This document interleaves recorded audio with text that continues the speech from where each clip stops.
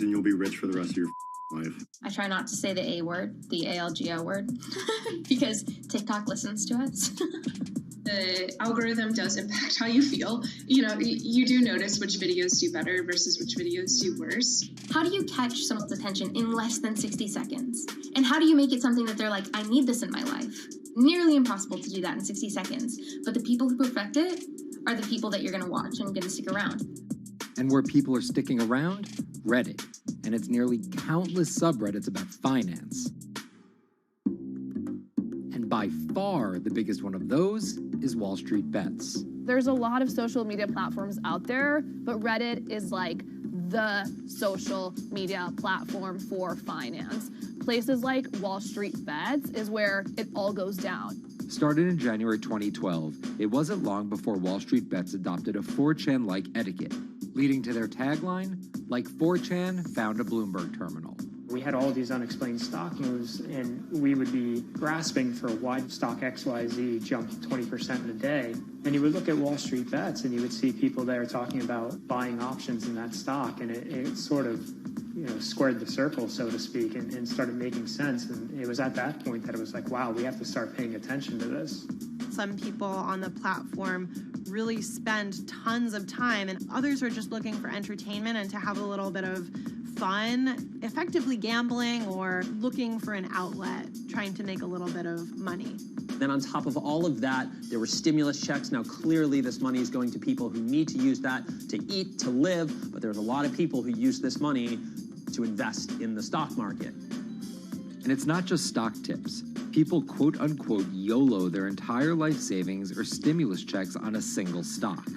They post what is called gain and loss porn, screen-grabbing staggering hits and misses on stocks for the entire community to see. I'm about to lose everything. And while some of the people on Wall Street Bets are novice investors, the community contains multitudes. In one respect, what it did show us among these network groups is they are very sophisticated. They're not a bunch of ignorant people talking to other ignorant people. And this is where the pieces of the puzzle all come together to wreak havoc on Wall Street for a solid week in early 2021.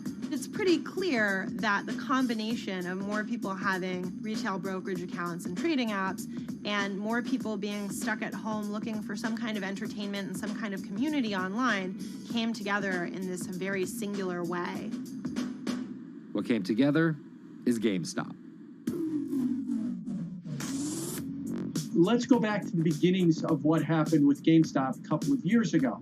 On the boards like Reddit and StockTwit, a lot of people were talking about GameStop as being attractive value. Some of them are even, Wall Street alums who left the industry and now still have access to tools that they can use to improve their financial well-being and make very good decisions. And I think Roaring Kitty is a perfect example of that. GameStop is one of the most compelling asymmetric opportunities in the market today. Really, I don't understand how you could disagree with that. At the same time that this crowd was talking it up, the hedge fund institutional crowd didn't like this stock at all, and it had the largest short interest of any stock in the New York Stock Exchange going into late 2020. Short selling is a bet that a stock price will fall, and it's a fairly simple concept. An investor borrows a stock and then sells it. The investor is betting on buying the stock back later for a lower price, before returning it to the original owner, pocketing the price difference.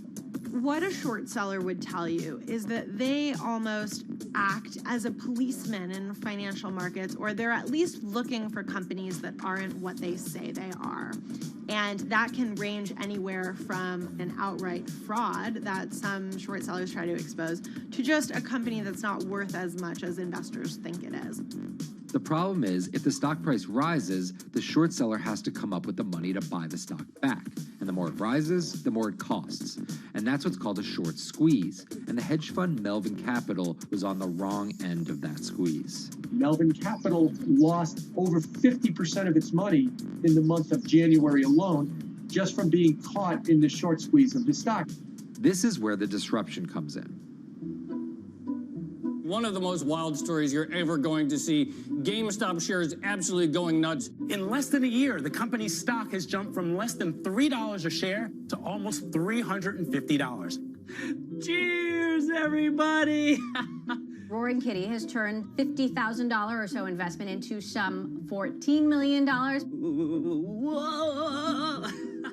Investors all over social media use the free trading app Robinhood to wreak havoc on Wall Street. They're actually piling on into some of these stocks to really hurt the professional short sellers. And they all used Reddit, Twitter, TikTok, and Discord to tell one another to keep buying and, quote, hold the line and not sell GameStop. People are getting cheerleaded for jumping in, buying at the highs. They're saying, keep going. And it was working too, until Thursday morning, the trading app Robinhood sent out this tweet. In light of current market volatility, we are restricting transactions, including GameStop. People were really angry. Robinhood was supposed to allow the regular people to play the same game these big boys are playing. But instead, we were all taken for schmucks, and they screwed us. Shares of GameStop are jumping again now that retail investors are being allowed to buy shares of the stock. But what we learned is that when people organize online, they have the ability to disrupt the market. And it was a big sign. The ivory walls of the institution aren't as powerful as maybe the institutions want them to be. I don't know if pumping up GameStop was the best use of billions of dollars, but I think that as a signal to society, it was pretty interesting and powerful. the GameStop saga was so impactful that both Vlad Tenev and Roaring Kitty were called in to testify before Congress to clarify each of their roles in the saga. One thing that's emerged from the congressional hearings is that they're interested in how retail brokerages make money and whether they're keeping the best interest of their customers in mind, but it's pretty fuzzy as far as what they would actually do as a result.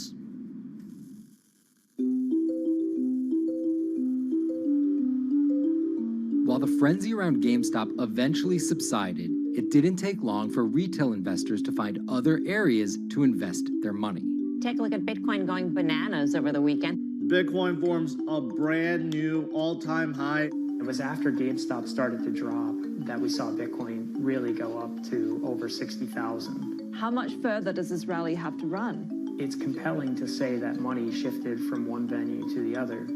While correlation doesn't equal causation, there's a chart out there showing an inverse correlation on meme stocks going down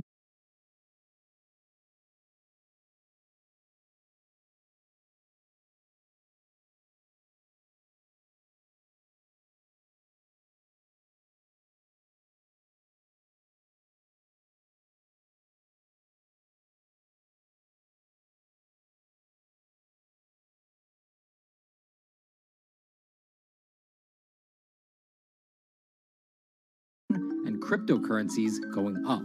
There's definitely an aspect where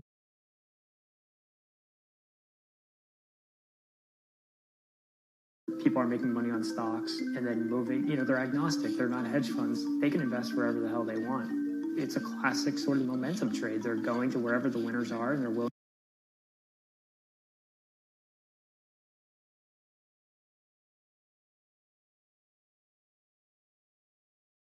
to jump on and, ride it. So whether it's meme stocks like GameStop, meme coins like Dogecoin, or entirely new ways to invest in art like NFTs, the new kind of retail investor is making its presence known. Over the next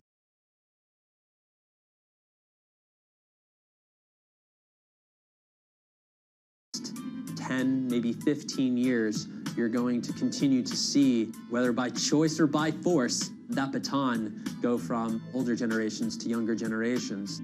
I don't think any single app is going to be the thing that disrupts. I think people are the disruptors. How people get ideas about what to invest in has become increasingly entwined with social media. And as social media companies govern more and more of our lives, the fact that now they're tied in more intimately to people's wallets is something that we might want to understand better. Usually what disruption, I think, means is technology comes in, whether it's blogs to the newspapers or online retailing to brick and mortar, They come in and they're in the same business, but they just do it in such a gigantic cost savings that it causes everybody to switch. Well, that's the risk that happens here, is that it's so much cheaper to just manage your own money. We're not there yet, but costs and conveniences are moving in that direction. So I'd say, Wall Street, you haven't been disrupted yet, but you could be in the coming years, and that the final chapter on this story hasn't been written.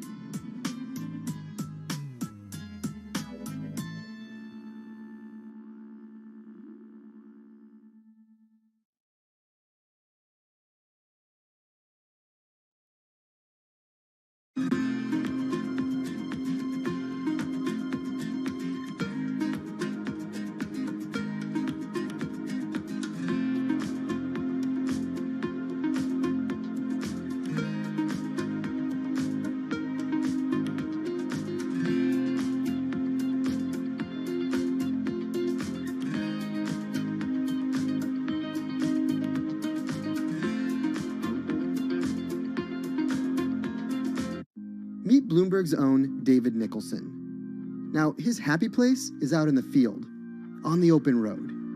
But like the rest of the world lately, he's been working from home a lot more than he's used to. COVID-19 has prompted a massive urban exodus as professionals of every ilk yearn for more space to live and work. As a result, rural areas have exploded, and they're poised to experience a resurgence as more and more families pack up and leave the big city to try out life in the burbs. But there's one problem with that. Not all internet speeds are created equal. Anyone who might need to upload or download large files for a living may not want to pack up and move to that cabin in the woods just yet. Now, David's house isn't a cabin, but it is in the woods, and inexplicably, his internet is workable. My internet is okay. I pay a lot for it.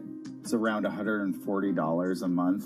The download speed's great, and the upload speed is terrible, which is really bad for my work because I have to upload these massive files. But I'm definitely one of the more lucky ones in this community. Just a few miles down the road, my buddy has awful internet. It's usually under 2 down and under 0.2 up, so it's often unusable.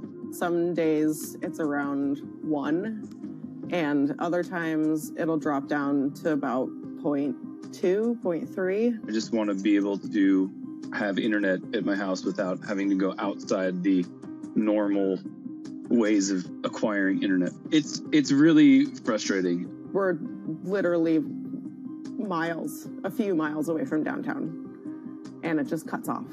This is a problem, and the solutions are not there yet, because getting high-speed internet in rural areas en masse is something our providers may simply not be ready for.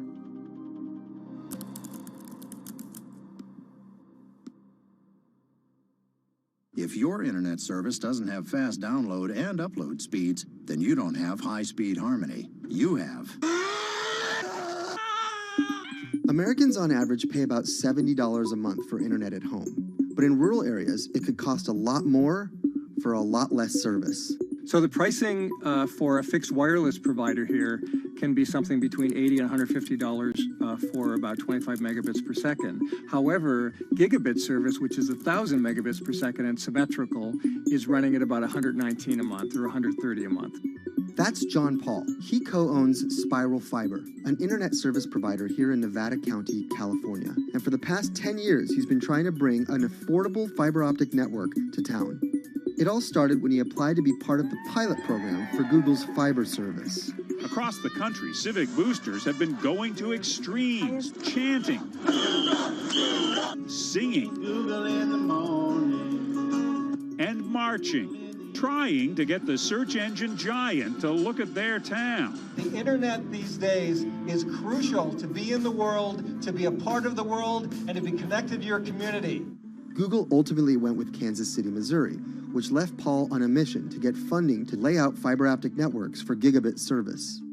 Over the next several years, he would attend conferences and pitch venture capitalists and apply for grants to make his vision come to life. One of the biggest roadblocks to building infrastructure for the internet here in the United States are the existing large providers. They have their land staked out, They would prefer that nobody come in and compete against them. In 2013, we applied for a grant. We went down and met with the commissioners at the California Public Utilities Commission. It was an arduous process to get funded, but we finally did against all odds. We got a $16 million grant, and then we went out to seek venture capital. Then, in March of 2020, the pandemic hit the world. Everybody got locked down, and everybody came home, and everybody started using the internet. And I remember seeing on one of the local fixed wireless providers' websites, they've said, hey, we know you're all staying home, but please don't use too much video, and please don't use too much bandwidth. And I thought, that doesn't work. The U.S. connectivity gap is far greater compared to countries that are considered its peers economically. Some developing nations actually have better internet than rural America, like in Kenya, which has a state-of-the-art fiber optic network fed in from their coastline. The American connectivity gap does largely affect rural areas that are either outside of service coverage or simply prohibitively expensive. This is Rebecca. She and her family moved to Nevada County just a couple miles down the road from David.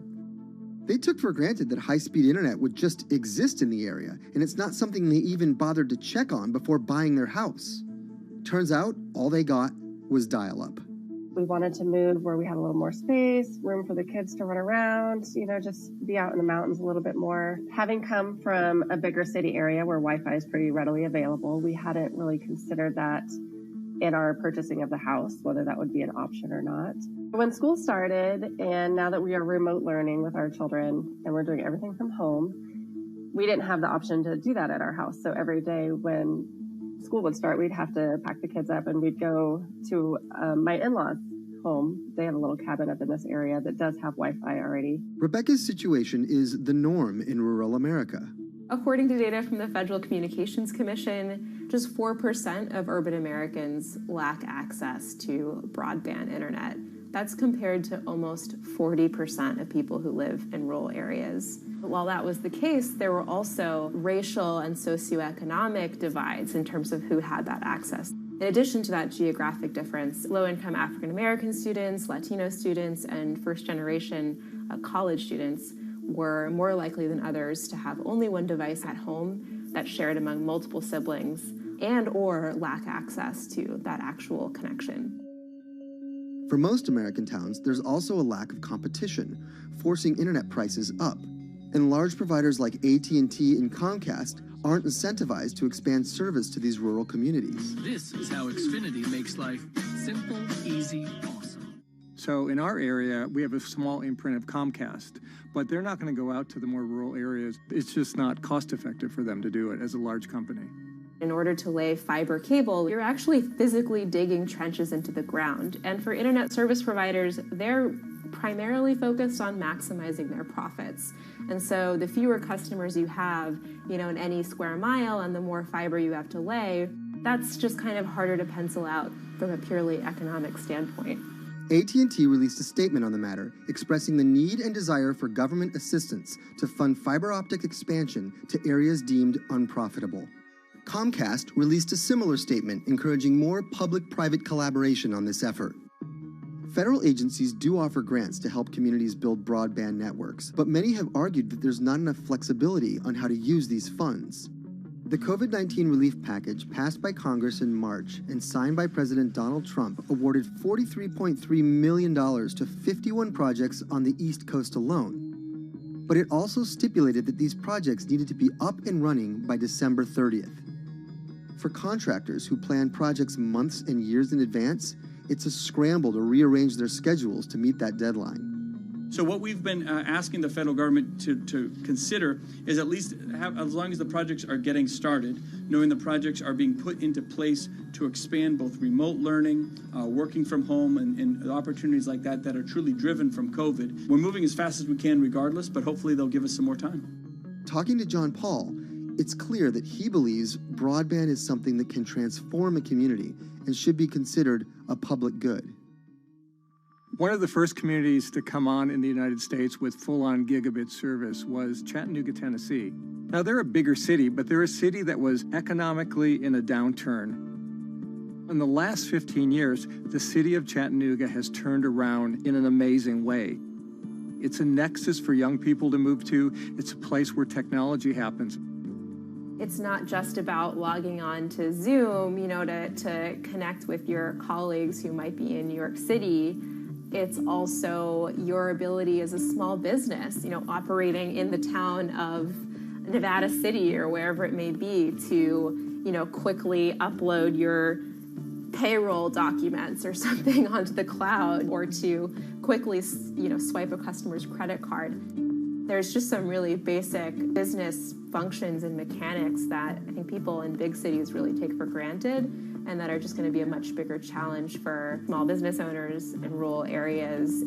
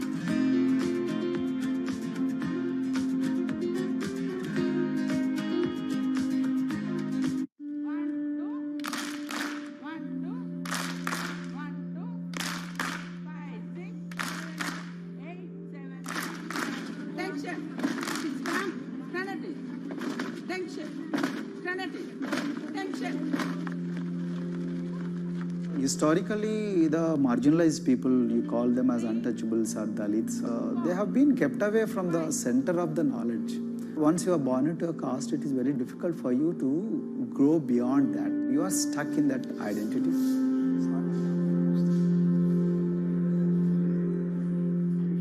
I think education is the best way of liberating them. So that's how I chose to work in education sector. The kind of education that we are giving to the marginalized people is going to change not just the fate of these communities in Telangana, but it is going to be the source of inspiration, source of hope for all the marginalized in this country.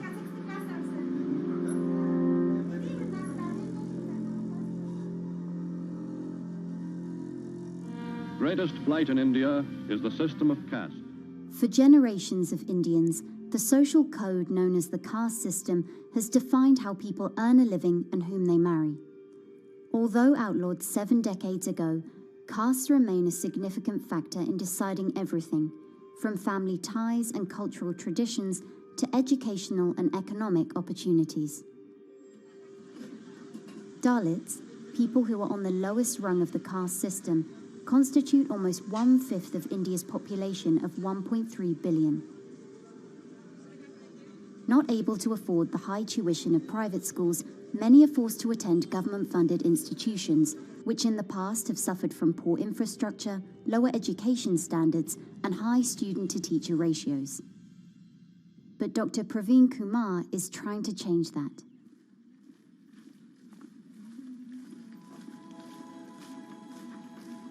I am currently working as head of Telangana Social Welfare Residential Schools. So totally above 400 schools I manage. These are all residential schools for the students who are historically marginalized but talented and then poor.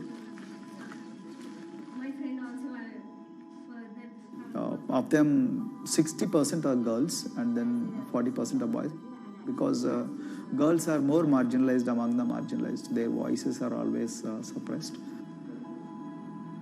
My approach to improve the conditions in the schools has been put your eyes and ears on the ground always. Talk to the parents, talk to the teachers, talk to the students, stay in the schools and then understand their problems, their challenges, both in classrooms and then the corridors and the dorms. Then go to the dining halls and see what kind of food they are eating, and then go to their homes and then what kind of food they are getting and what kind of challenges the parents have. One of the important changes that I brought in after I took over was to complete the transformation of mother tongue to English medium, because English medium, as I said, English is the language of emancipation. a language that connects you to the whole body of knowledge in the world. So we had to train a lot of teachers. Refer to the dictionary also, okay, and find out the new meanings. As well as you're going to describe about. Hey, Richita, how are you? Hi, Sindhu. Fine, thank you. And how about you? I'm fine too. It's been a long time. Identity is extremely important. There is a scientific evidence to prove that your sense of identity is extremely crucial to your growth as a successful human being in your life. If you accept an identity which is very humiliating, which reminds you of very painful past, I think that identity will not help you to grow. I'm not saying that you should forget your past. I'm not saying that, but that should not be the bubble in which you must live always.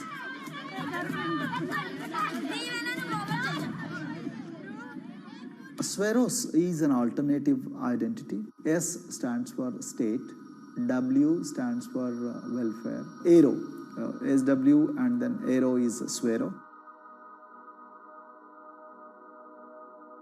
So the idea is your dreams have to be skybound. So that is what we are trying to achieve by changing the identities. Like, you say, I'm a Swero and I aim to be a doctor. I am a Swero, I aim to be a top-notch engineer. I am a Swero, I aim to be a top bureaucrat of this country. I'm a Swero, I want to be a very good actor or a musician in this world. So these are the positive images that are associated with the identity.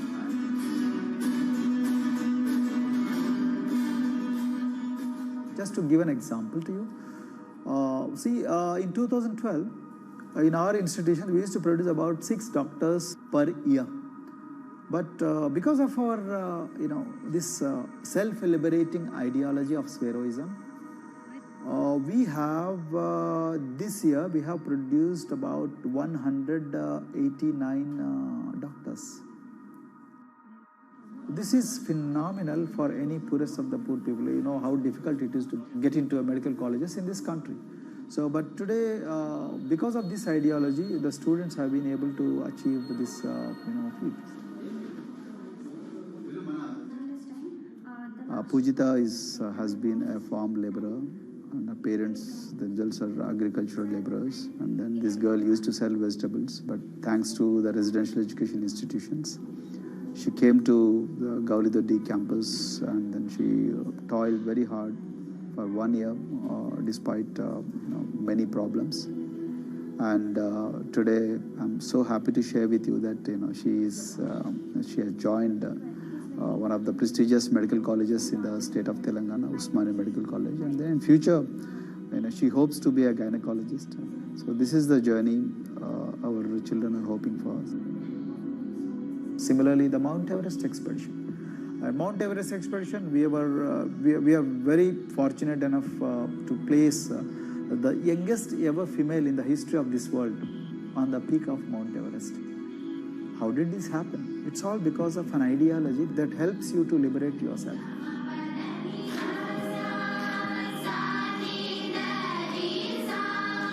We brought a lot of extracurricular activities, and most of them got institutionalized now. So, for example, music.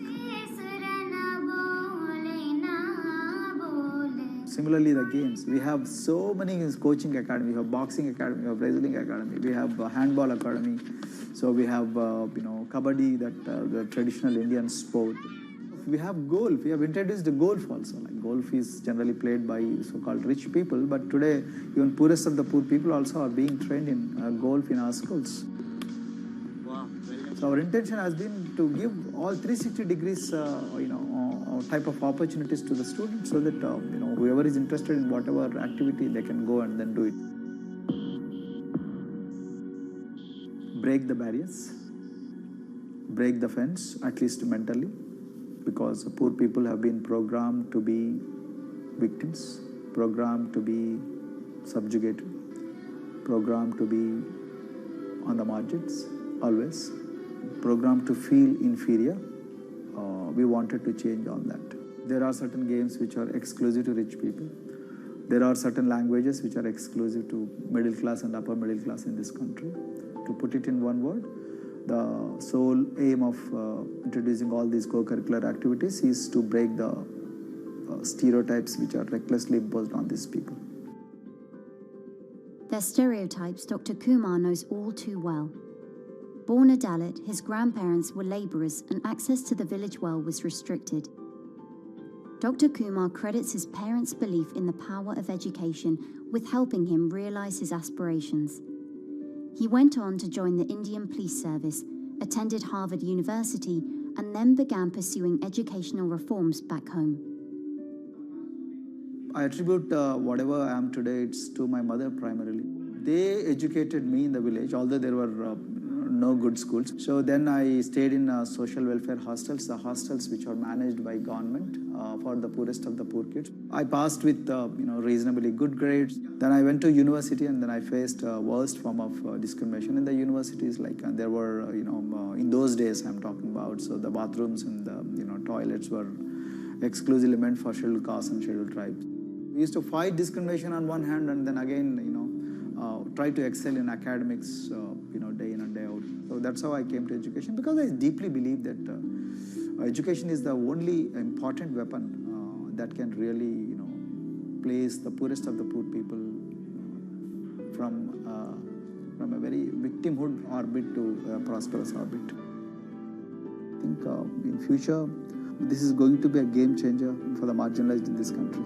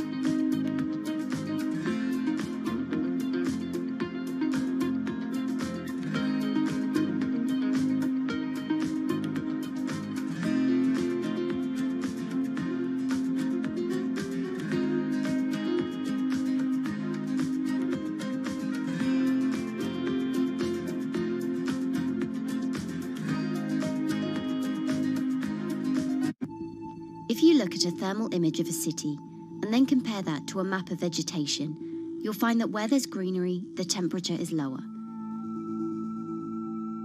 That's because things like asphalt, concrete, and shingled roofs absorb more heat from the sun than trees. This is the urban heat island effect, and it accounts for higher temperatures in cities, often by several degrees compared with their surroundings. It's becoming a huge risk to human health as growing urban populations exacerbate the heating effects of climate change. Heat waves kill more people than any other extreme weather event, more than tornadoes, hurricanes, and even floods. That's why urban heat island mitigation strategies are being studied in Singapore by a group of researchers. The government-backed project called Cooling Singapore is now in the process of combining everything they've learned to create a digital tool that can help cities all over the world, starting with Singapore.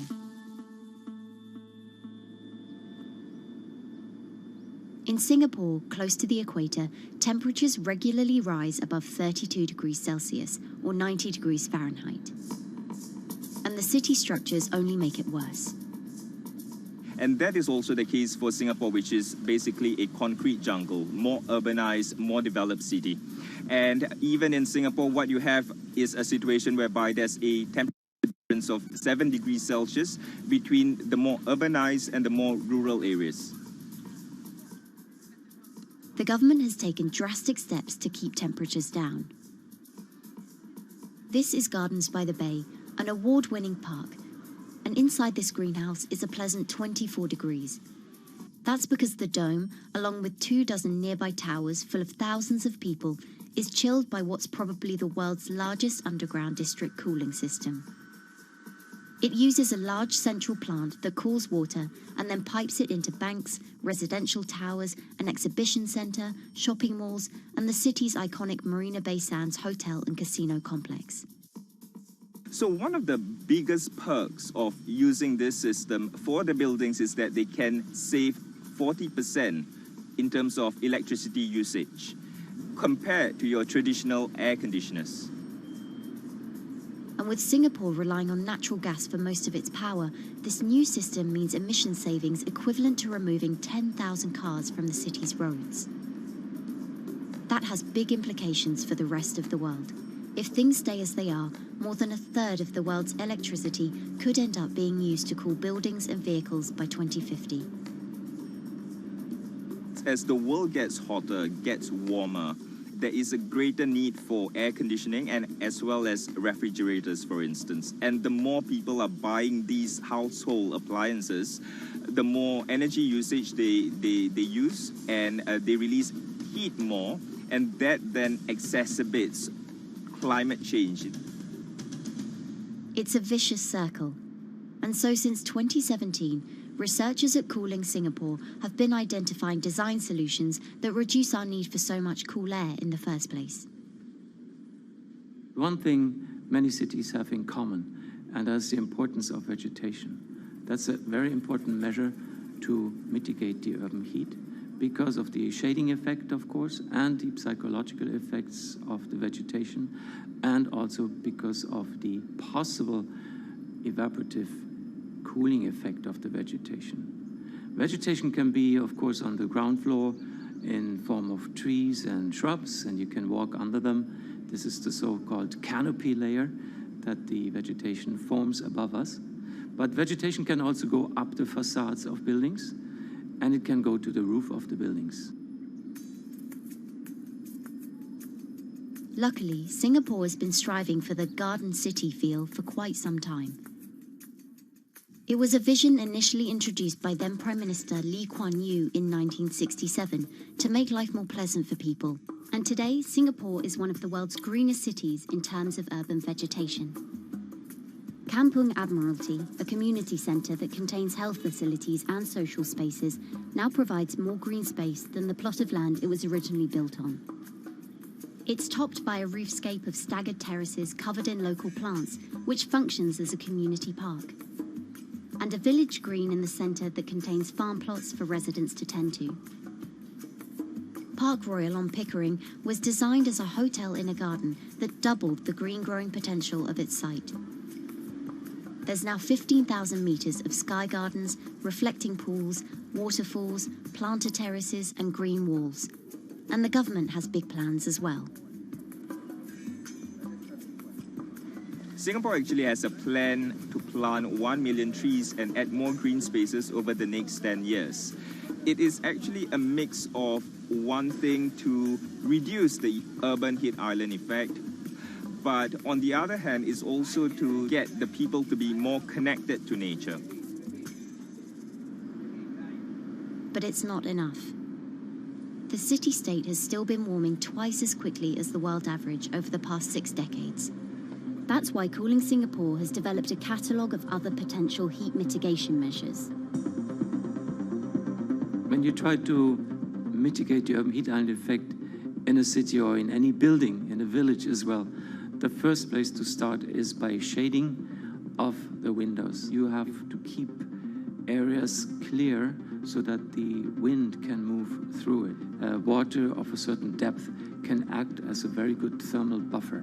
If you have to construct heavy buildings such as high-rises, at least you can make the surface, the facade, less heavy, and you can protect it from direct sun penetration. You have to make sure that no combustion engines will be in the city in the middle, in the medium to long-term range. So ideally, the electricity production is outside of the city, and you bring just the clean electricity into the city. You can at least minimize the use of energy in the city, and you can start to slowly convert the roofs, the facades of the city into production areas for renewable energy. In Singapore, unfortunately, this is a limited option, but in the long run, it could produce up to 20-25% of the energy, of the electricity needed in Singapore, if all the roofs and the areas in the buildings, on the facades would be used to do that. With so many different ideas, Cooling Singapore is also designing a virtual model of the city to test them out. It's called a Digital Urban Climate Twin, or DUCT, that will calculate how each element of the city's design will impact the urban heat island effect. That means we model not only the geometry of the buildings digitally, but also we model the transportation, the insulation, the temperature, the radiation coming from the sun, the weather, the local climate, the even very, very microclimate of the city, the water, the movement of people in the city. We can invent scenarios, we can design scenarios, test them before we actually build them, and if they test very well and we are sure that they will function, then we can start to build them and put them into reality.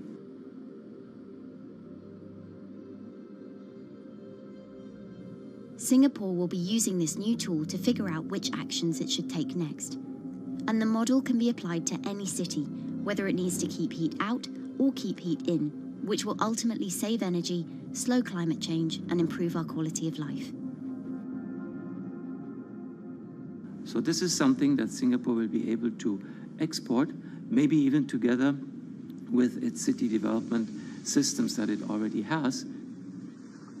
Singapore is one of the very few cities in the world that really combine this scientific approach with a very well-established urban redesign and urban design approach. Through its agencies and the combination of its agencies, it has achieved a lot in the past. If it keeps following the scientific path and the combination with the other knowledge in the city already, we think that it will be a very comfortable and very livable city in the future, even more than today.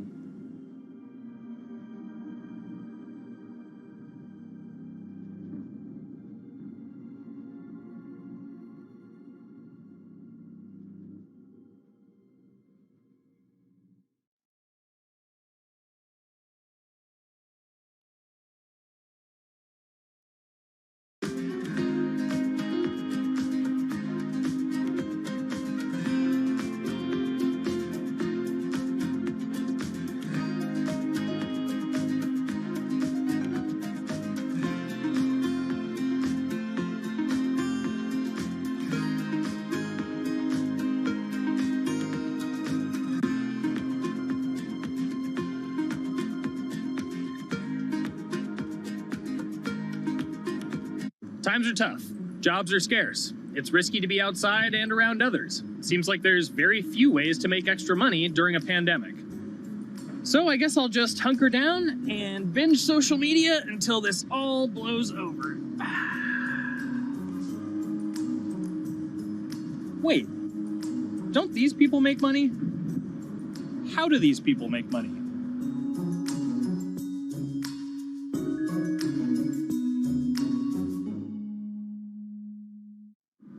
Streamers, YouTubers, Twitch stars. How do they make money? Is it a lot? Is it a lot of work? I know, I gotta ask somebody in the biz, and I got just the guy. Austin John Plays. This is your full-time job now, right? As of November of last year, yes. This was always just kind of like a side thing. Like, any money that I made from doing my videos and whatever else, I never touched that because I didn't really think of that as being like real money. And then it started coming in more and more. And then it was like I hit my first day that I broke $1,000 and I was like, this is actually going to be money. How did the YouTube channel come to be? When the game Pokemon Sun and Moon came out for the 3DS, there was like things that I learned about the game, and then I wanted to just share that information with people. And at the time, I didn't have any way to capture a screen or anything, so I found like generic footage and I kind of put it all together with so much editing. And that video got 6 views. And then 2 days later, I made another one, and that one got 12 views. And then I just started pumping out more and more content, and people were like, this guy knows what he's talking about. It really just started building on top of itself, and then it was like, my channel really focuses on tips and tricks. So I play a straight 18 hours, and I'll finish the game or get to about the 40-hour mark, and then I'll make my first video. While I'm going through, I have a giant notepad and just scribbles everywhere, and I make these notes of like the things that stumped me, so I know the things that may stump other people. What do you need to think about if you're building your YouTube channel? One, you need to do something that you're passionate about. Not that you like, not that you think you're gonna make money on, something you're passionate about. The other thing is something that other people are passionate about. It holds a special place to them. And third is, it needs to be something that people are gonna seek out information on. In order to enter into the marketplace, you either need to be better than everyone else, you either need to be faster than everyone else, or you need to be more accessible than everyone else. And you can't be more accessible because it's already on the platform. Granted, if you understand how the algorithm works, which is very similar to Google Analytics, then yeah, you can have a little bit of a head start. But if you're not doing it faster, and if you're not doing it better than everyone else, then why should anyone watch your channel? So my income as a YouTuber kind of breaks down to 3 different ways. One, which is the bulk of it, which is ad revenue. Whenever you go and you watch a video and then there's an ad and you wait 5 seconds and you hit the bottom right corner and then you go on to the next video, or a non-skippable ad, or the video starts immediately, you get the little banner ad at the bottom, or if you scroll down from the video, the first thing that shows there is an ad. Those are the 4 different types of ads that can appear on every single YouTube video. And all of them pay a certain amount. It varies on lots of things, like the country of the person who posts it, the country of the person who watches it, the time of year, where you are in the quarter, if there's anything going on with a reduction in ad revenue. Like, great example, COVID-19, companies weren't spending as much on advertising. So because of that, CPM went down. CPM stands for click per thousand. I'm using the Roman numeral for 1,000. And that means that for every 1,000 views, you get a certain amount of money. Now, on low ads, when I first started off, my CPM was 30 cents. So every 1,000 views, I made 30 cents. But then once I signed with an MCN and I started making more quality content and more engaging content, some of my better videos and certain times of the year, I can see CPMs as high as $12 to $14. And there's a big fluctuation between, you know, if I post a video when there's no ads being spent, like January and February, that's the reason a lot of your favorite YouTubers and also TV shows don't post new videos in that time of year, because ad rates are down. Why are they going to make content then? Instead, you're recording and you're bulking up for when ad revenue is higher. The second way that a YouTuber makes income is support, crowdfunding, things like that. When I first started off, Patreon was really the only option, but then they started rolling out supporters and members for YouTube channels. So whenever I have a live stream, you can click a button and then you can become a member, and then you get special icons next to your name. I believe they're called badges. Or on any video, you can hit the join button, and that helps support the channel. And then the third aspect of that would be merch. And for me, my merch has been somewhat basic. In fact, I'm wearing one of my t-shirts from last year right now. You have to endure the times that your first video gets 6 views, that you post it on Reddit and they say, shut up, and then an auto mod bans you. You have to go through that, because until you go through that and you discover why you're doing it, you're not doing it for other people, you're doing it for yourself. If you're not loving what you do, then it's not worth it. Huh. So make a channel about something that I'm passionate about. Oh, sweet! I guess I can make the channel about that.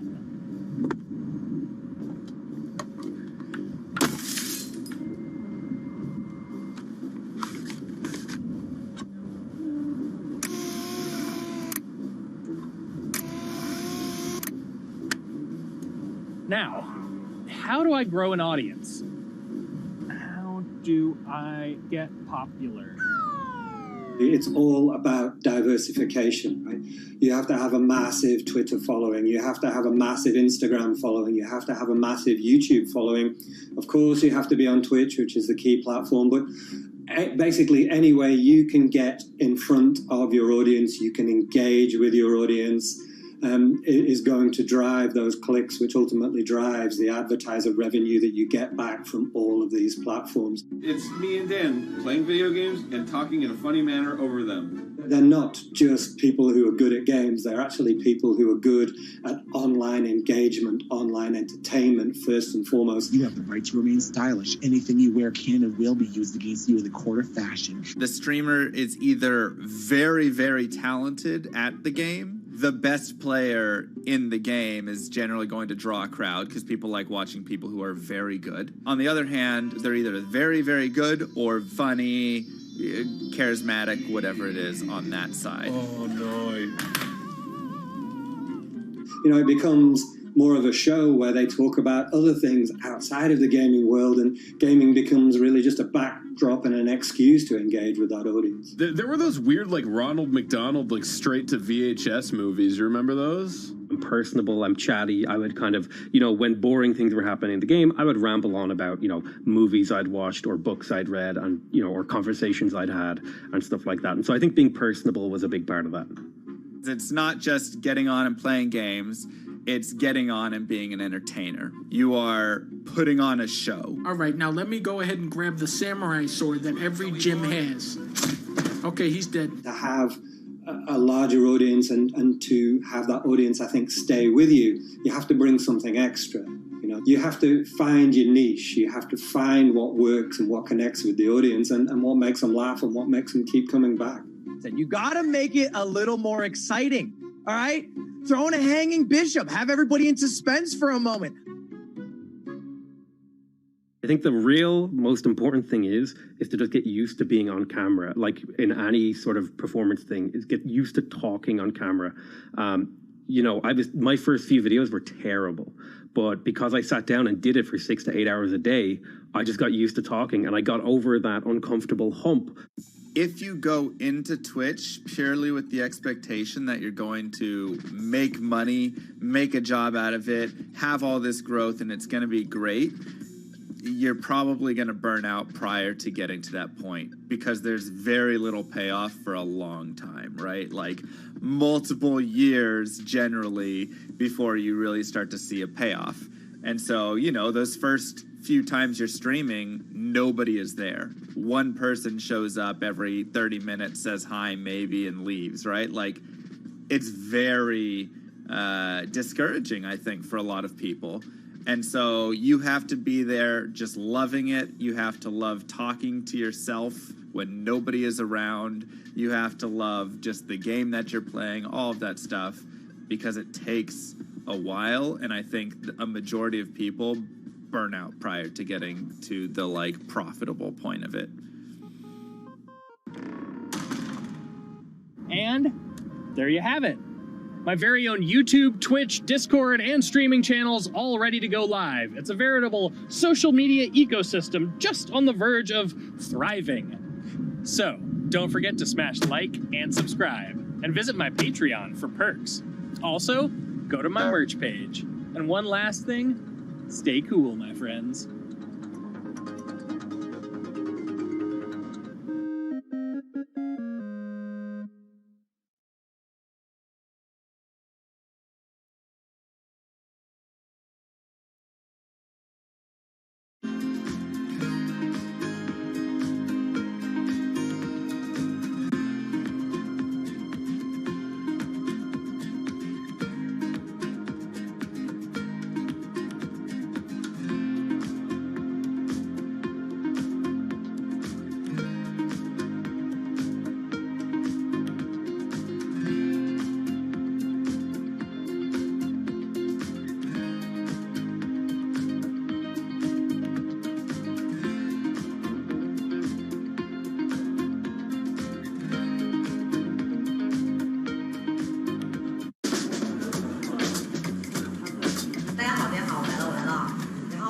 This is live stream shopping, one of the hottest trends in China. Every night, tens of millions of people watch live shows hosted by influencers like Via and buy the products they recommend. On e-commerce and social apps like Taobao and Douyin, the sister app of TikTok. 我觉得已经改变了大家的购物的方式。其实各种各样的产品，哪怕你不买，你也可以来看。当然，你看了你就有可能会买。It's not about, only shopping. It's about the experience. It's about having fun. You got to see 3D. You got to see in some kind of action. It's almost like a theater act. The internet craze has taken over China. By the end of 2020, the country had almost 400 million live stream shopping users. China's live stream e-commerce market has also grown dramatically, with an estimated value of $161 billion in 2020. It's becoming popular outside China as well. So, is live streaming the future of shopping?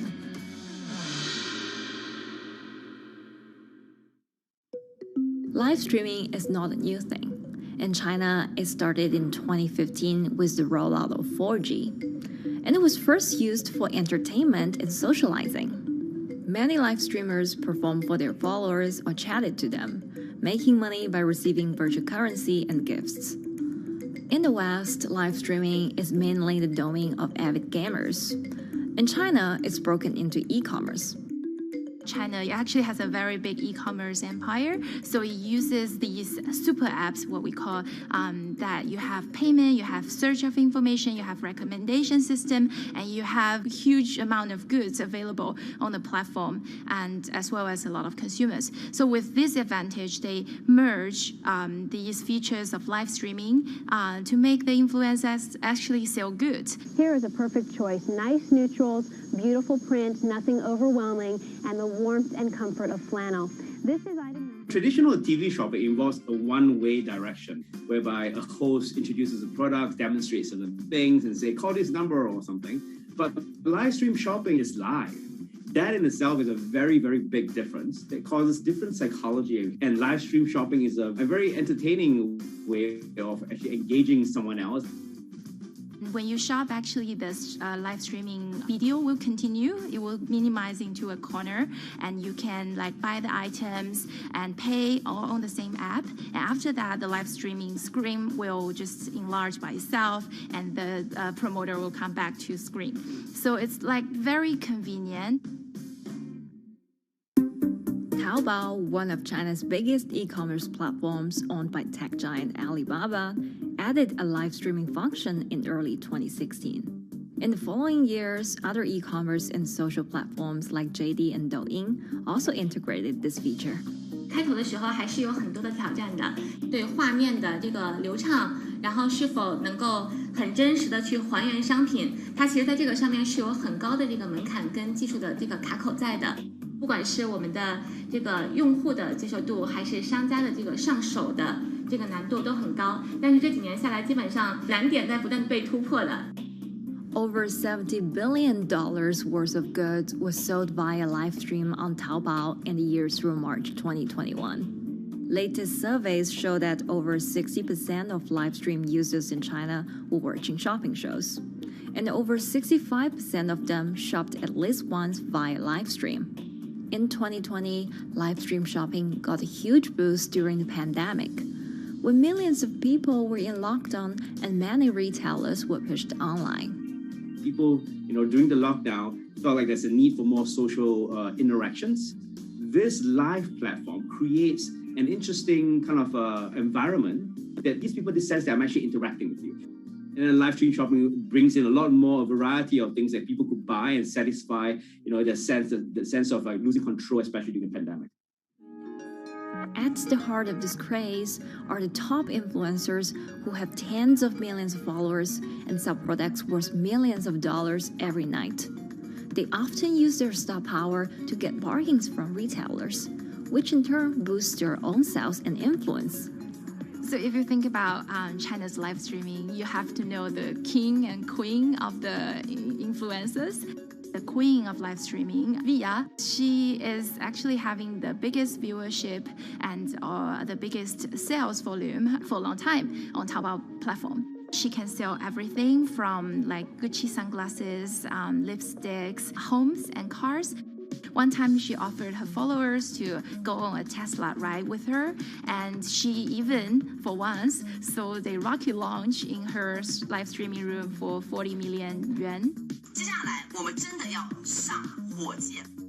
The king will be Li Jiaqi, more widely known as Lipstick's brother. He used to be a cosmetic sales before he turned into live streaming e-commerce. And he knows a lot about the cosmetics. So he's the one that will actually put the lipsticks on himself when he's on the show. Top live streamers like Via and Li Jiaqi have become celebrities in China and can earn millions of dollars a year. Although not everyone can be as popular, mid-ranking live streamers like Tiffany still earn a good income through sales commissions. 如果说单从收入方面来讲的话，那主播的收入是比普通的工作要高很多。但是呢，主播这个工作时刻对身体，包括对精神都有很大的一个考验的。就是每天需要集中精力，然后长达5-6个小时，这种状态是很累的。而且这5-6个小时的话，你是脑子是不停的，然后嘴巴是不停的，然后手也是不停的，眼睛也是不停的。像我们做主播，不是说单一的只做直播一件事情，然后还会有选品的一些工作，然后还会有一些其他的事情排在里面，其实是没有个人生活的。那我觉得增强粉丝影响力的话，不是说某一件事情。可能今天做了什么事情你就增大了影响力，而是每天不断的内容的输出，粉丝不断的可能对你的了解，慢慢的信任你。里面有芝麻酱的味道，如果吃不习惯的话就慎买。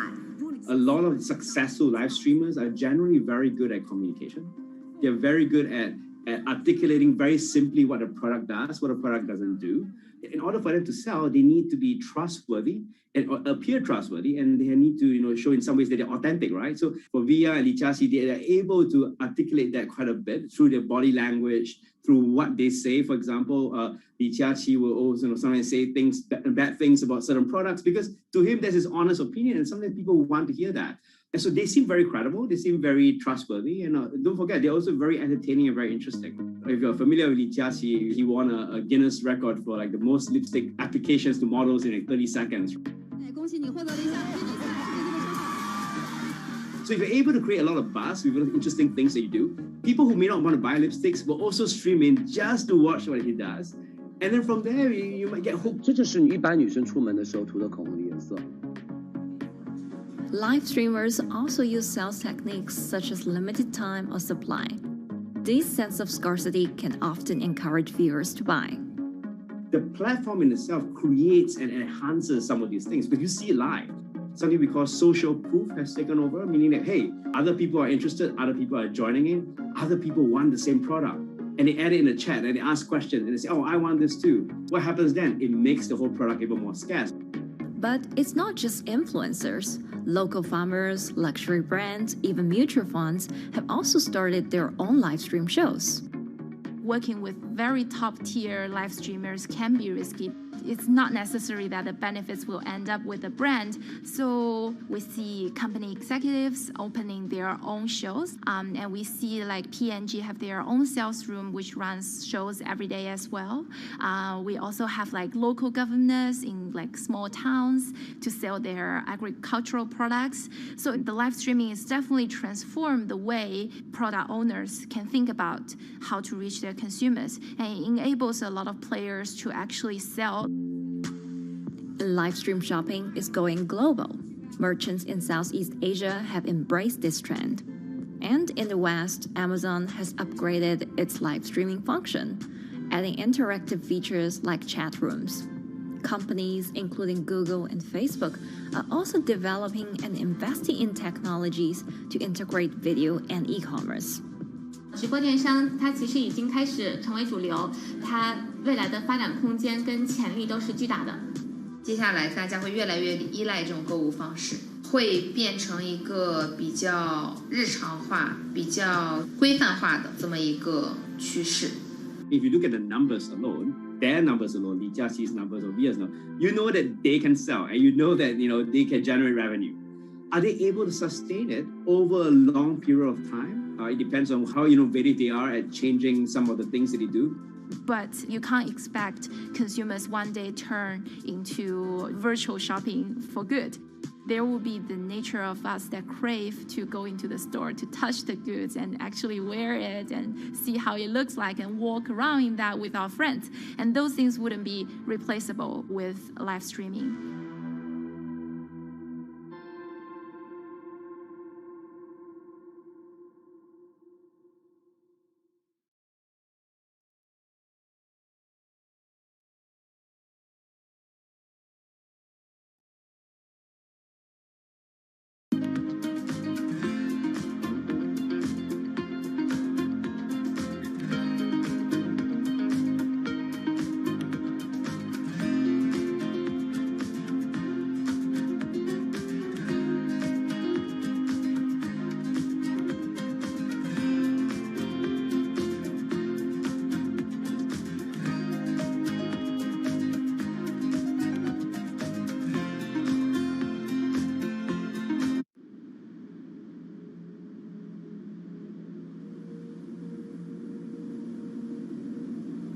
You could imagine that the oceans are actually the largest battery.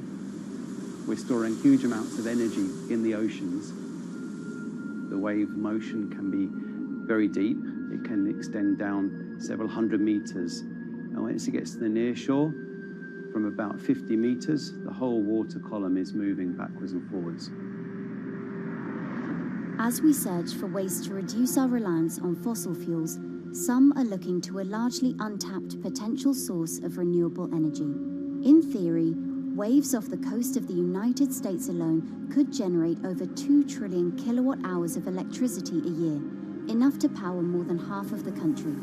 Waves intensify and subside not as quickly as the wind, and that means that it can produce a smoother power generation curve. One of the potential advantages of wave energy is that it could act as a complementary source of power compared to other renewables on the grid if it were to be scaled up to commercial scale.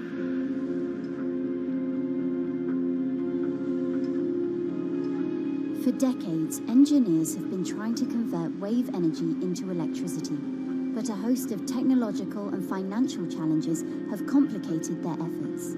In the years from around 2006 to 2015, there were a spate of bankruptcies in the sector, and this was largely because of a lack of kind of continuous proven projects out at sea with reliable electricity generation. Since then, companies have been trying to develop the technologies at a steadier pace and with a smaller cash burn. But the same questions remain. Can companies develop devices and technologies that actually work? Is wave energy just a novelty or something that can become a major renewable energy source?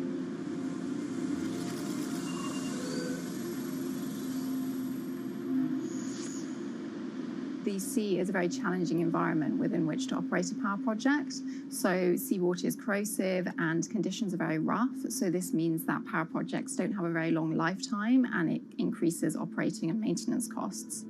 Partly because of that, many early wave energy projects hit rough waters, such as the Palamas Wave Energy Converter in Portugal and the Isla Limpet project in Scotland. But that hasn't stopped others from trying. Companies are focused on testing projects out at sea, proving their durability, trying to raise capital and bring down cost. The sector hasn't really converged around one single technology design, and companies are kind of undecided about which design works best.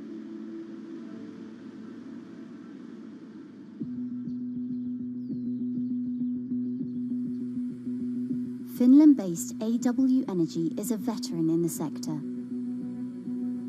The first proof of concept of the company's device was made in the 90s after diver Rauno Koivusaari observed the strong back-and-forth movement of a hatch cover in a shipwreck in the Baltic Sea. The waves are generated far from the coastline, so the wind blows on the surface of the water, causing the water particles to rotate. And that rotation extends deep down below the surface, and the waves can be very long. They can be several hundred meters long. And as they come into the near shore, this rotational energy turns into an elliptical energy, and eventually backwards and forwards, as you probably noticed if you've been swimming on the seashore in large waves, you're pulled in and out. That's the energy that we're extracting. But there's a sweet spot where we deploy, so around 10 to 15 meters of water depth. That's where there's still strong wave energy coming in. After years of research, prototyping and testing, the company has deployed Wave Roller, a 350 kilowatt device in the waters off Portugal. Wave Roller has an 18-meter wide and 10-meter high steel panel fixed to the seabed via a floatable foundation. The panel moves back and forth with the waves, capturing the energy.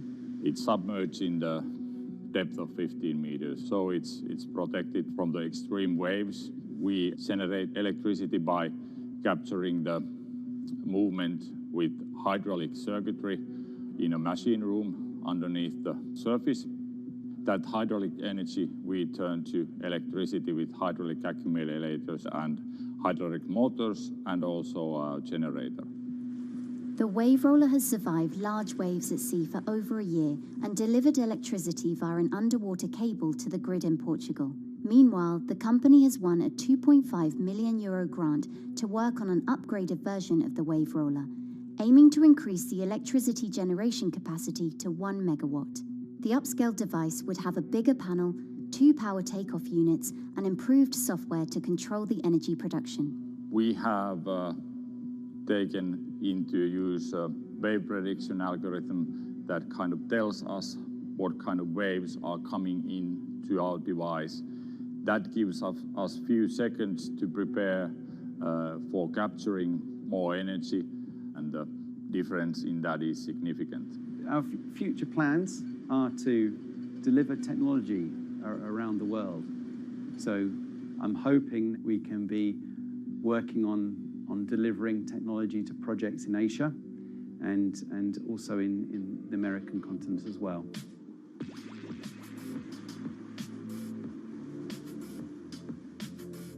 Meanwhile, Israeli company Eco Wave Power is taking a different approach to capturing the power of the ocean.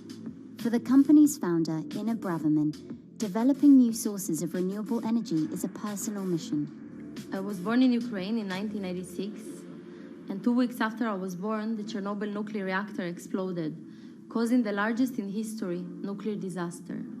I was one of the babies that got hurt from the negative effects of such explosion. I had a respiratory arrest and a clinical death.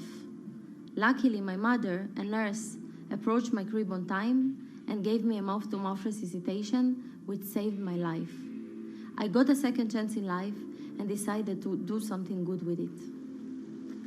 Growing up, Inna wanted to be a politician to positively change the world. After working as a translator at a renewable energy company, she decided to change paths. Solar and wind energy were fully commercialized. There were a lot of amazing technologies implemented everywhere. I saw that wave energy, although it's an immense source of electricity, the biggest companies in the world are trying to develop wave energy with no success. And there was kind of a race going on in the world of who is the company that is going to develop a viable wave energy solution first. In 2011, the then 24-year-old Inna co-founded Eco Wave Power. Instead of installing devices offshore, the company's devices are attached to existing breakwaters, jetties, and piers. Our technology is very cost efficient, especially in comparison to the offshore technologies, because we don't need any ships, divers, underwater mooring or cables. We install on existing man-made structures, and all our expensive equipment, the generator, the hydraulic conversion unit, the automation, is located on land just like a regular power station. This is the EcoWave Power conversion unit that has been operating in Jaffa Port since 2014 until 2020. Here you can see how the technology works. Basically, the floaters are going up and down and pushing the hydro cylinders, which transmit biodegradable fluid into land-located accumulators. A pressure is being built. The higher the waves, the higher the pressure, which is used to turn the hydro motor, which is turning the generators. The whole system is controlled by a smart automation system, which you can see right here. And in case of upcoming storms, the system automatically raises the floater above the water level and keeps them in the upward position until the storm passes. The company has been operating a 100-kilowatt grid-connected device in Gibraltar since 2016, which is enough to power 100 households. Currently, Ina and her team are working on another 100-kilowatt project at the port of Jaffa in Tel Aviv. The project will be also the first time in the history of Israel that wave energy will officially connect to the electrical grid. And our goal going forward is to expand it to all suitable breakwaters in the city of Tel Aviv and to supply a significant part of the city's electricity needs. Today, engineers and entrepreneurs are still trying to crack wave energy. Globally, only a few hundred kilowatts of wave energy are deployed, compared with gigawatts of offshore wind. But the field has come a long way in recent years, and with the right engineering solutions, this new power source could eventually become competitive with more mature renewables like solar and wind. I would have a lot more confidence in the success of wave energy companies today as opposed to like 20 years ago. But in the next few years, or maybe the next couple of decades, it will be more likely to be used in remote locations like islands that are otherwise dependent on expensive diesel power, or out at sea on gas decommissioning rigs, or for powering underwater autonomous vehicles. So definitely, wave energy can compete with other renewable energy sources, but I personally believe that this is not a competition. In order to have a 100% renewable energy friendly world, we need all renewable energy sources to work together.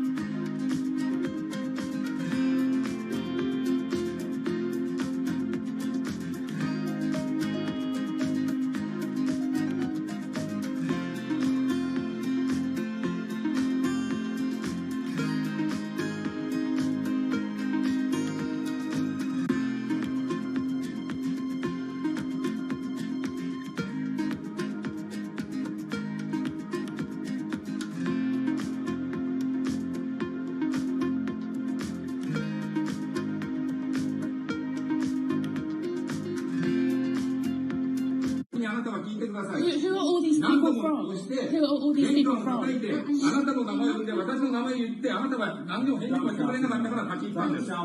So can you please tell me?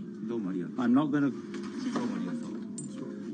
please wait. You know, I've covered a lot of companies. I've covered a lot of Machiavellian companies where, you know, people play rough.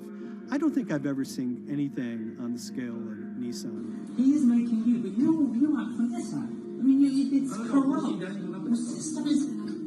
One of the most dramatic elements was Ravinder Pasi's home being raided by court officials in Yokohama. You scared my wife. You scared my children. I worked in this for 16 years. So Rav Pasi's journey into the darkest recesses of the Japanese corporate world started when he was the general counsel, the highest corporate lawyer position in the company. In the past few minutes, Nissan has revealed that its chairman has been arrested after allegations of serious misconduct. He was tasked with investigating Carlos Ghosn. And he was told, conduct an internal investigation and get to the heart of the matter. And then along the way, he started to notice serious conflicts of interest. He is one of the few people who knows an extreme amount of detail regarding the alleged crimes by Carlos Ghosn, and he's now ready to tell his own story on the record about some of the events that happened.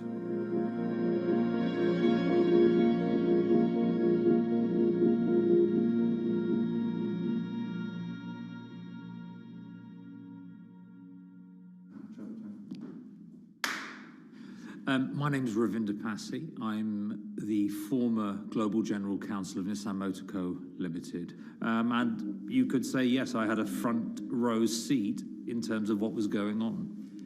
When Carlos Ghosn saved Nissan years ago, he was depicted in Japanese comic books as this hero, and now maybe we'll see comic books where he's the villain. In corporate Japan, Nissan was quite an unusual company. It was led for 2 decades by a non-Japanese executive. Well, Carlos Ghosn was a hero in the Japanese business world. If you had a global business celebrity in Japan and worldwide, it was definitely Carlos Ghosn. In a country with few foreigners at the top, he stood out.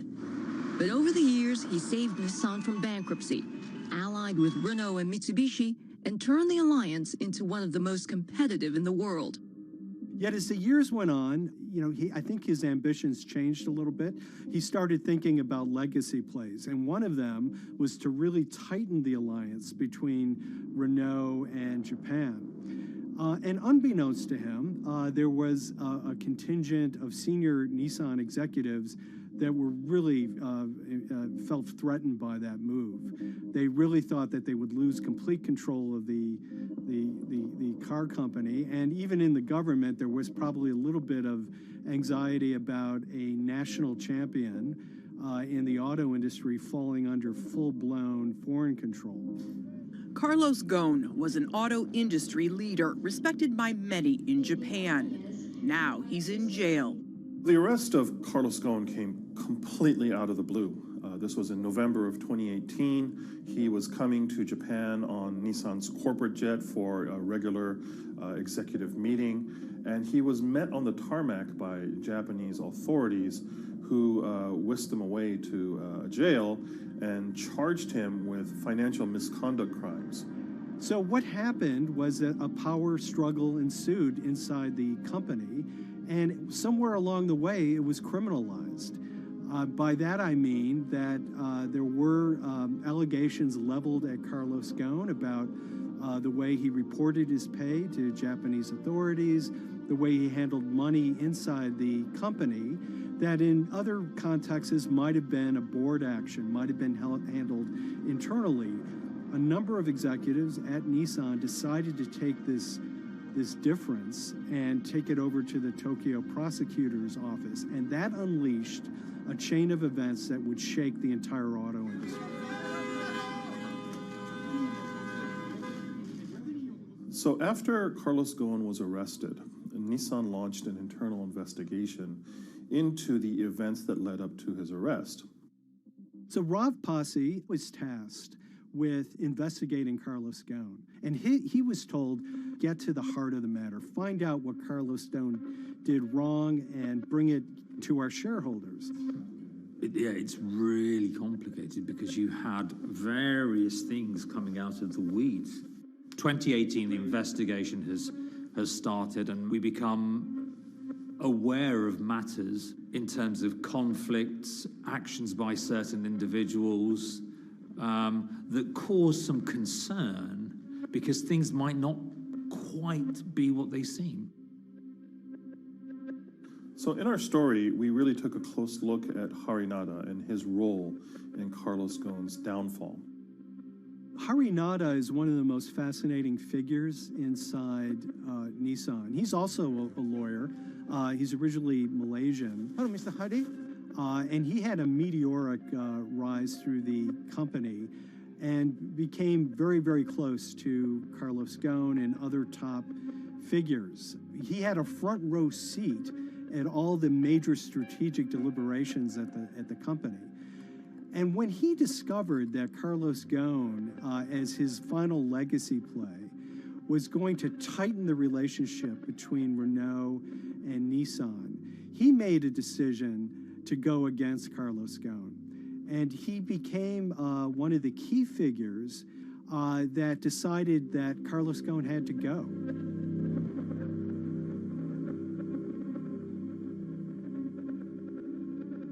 Harry Narder was somebody who actually recruited me into the company, so I have a long-standing relationship with him, or did have a long-standing relationship with him. For many, many years, he was a mentor. I had doubts about the credibility of the process right at the start. Harry Narder had a plea deal with the Tokyo prosecutors. Now, that suggests he was intrinsically involved in some of the wrongdoing, or the allegations of wrongdoing, and it just didn't smell right, just doesn't sit right. So there was a basic conflict of interest. In other words, Harry Narder had to deliver results to Japanese prosecutors to avoid his own criminal liability, and he's accusing and leading the investigation of Carlos Ghosn. Some of the people who had been involved in the original alleged crimes were also looking into the affairs themselves. Ravinder Pasi began pointing out some of these conflict of interest issues. And the reason for that is essentially his concern was for the company. If the company's own investigation into itself was compromised, that could lead to a very weak position in various lawsuits that it was dealing with across the world. I had discussions with Harry, discussions with the statutory auditors about these conflicts, discussions with HR about some of these conflicts, because at that point, we reported into him. You know, at the time, everything was quite, as you can imagine, it was, we've got to do this, we've got to do that, we've got to move fast.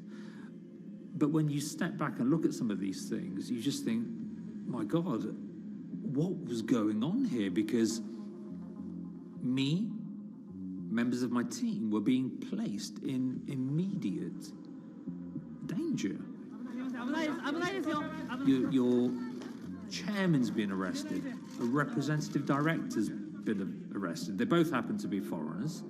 And then now what we need to do, we're being instructed to do, is certain compliance professionals need to go into properties in Brazil, for example, and retrieve evidence. They've got to do it very carefully, because if they don't do it carefully, they're going to get convicted of criminal activities. And likewise, when a team of lawyers were commissioned to go to Lebanon. I mean, one of my immediate concerns was, why are lawyers from Nissan being sent to go to Lebanon to retrieve evidence? These are just lawyers, they're corporate lawyers from Nissan. You had revelations that a number of executives had benefited from share appreciation rights when they shouldn't have. I mean, you know, substantive amounts of money being taken by these guys when they weren't entitled to take them. And you do think, yes, how is this going to look later on? It's going to look quite concerning. So that triggered, for me, the sort of assessment that, well, I'm going to have to do something, because up until this point, I haven't put down on paper these conflicts and these issues.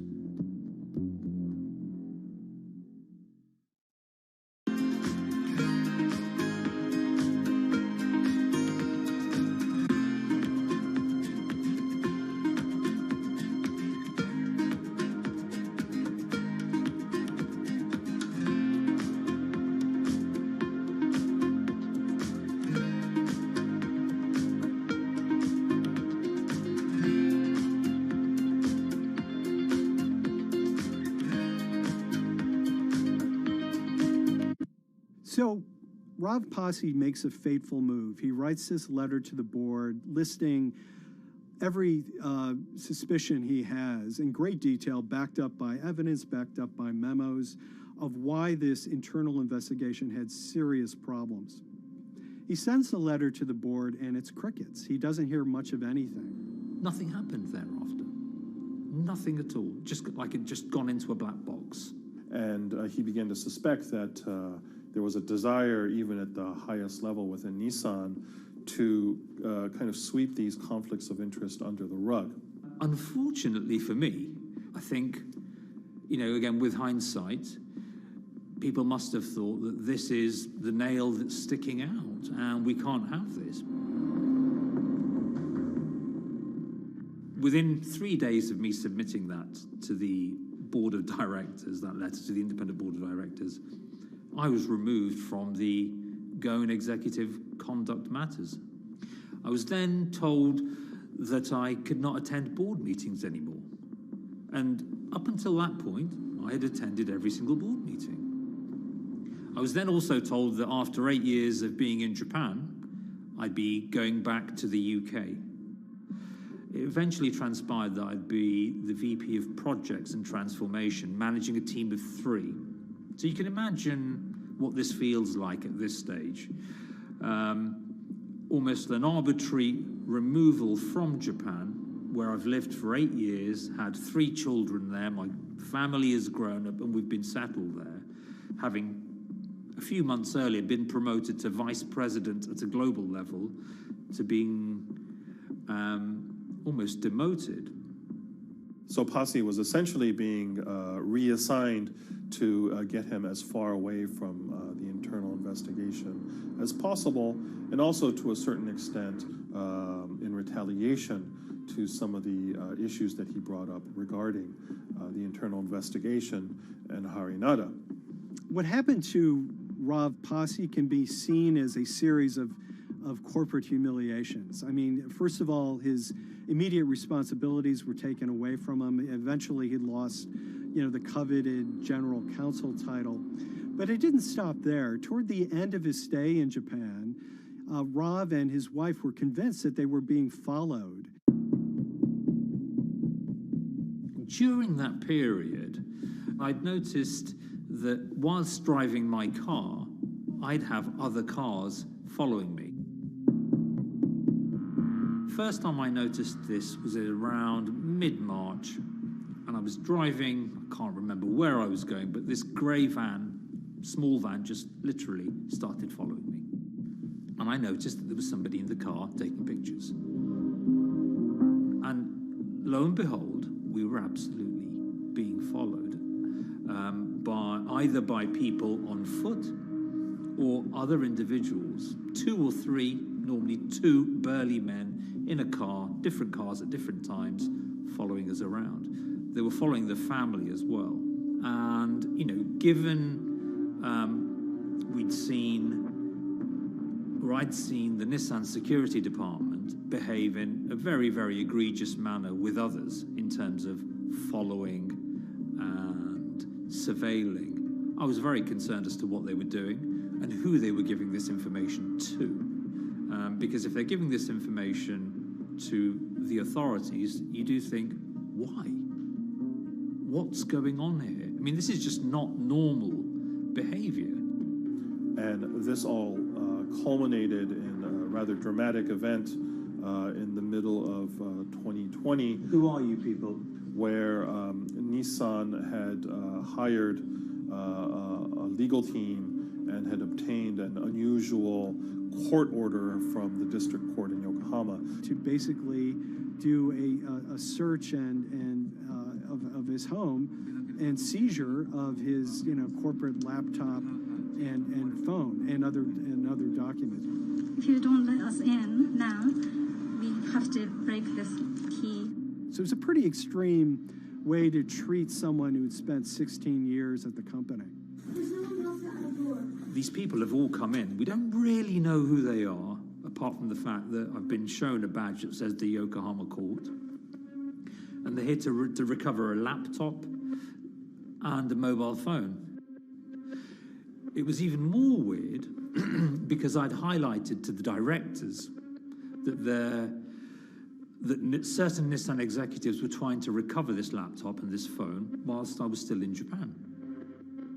And I was very concerned because it had evidence on there that related to misconduct matters and other forms of inappropriate conduct. It was just another form of intimidation, another form of harassment, forcing me almost to leave the company and the country. Because once they'd retained and obtained these items, we were still followed, which, again, I just couldn't understand. What is the point of doing that? You know, this is a car company. This is not the KGB.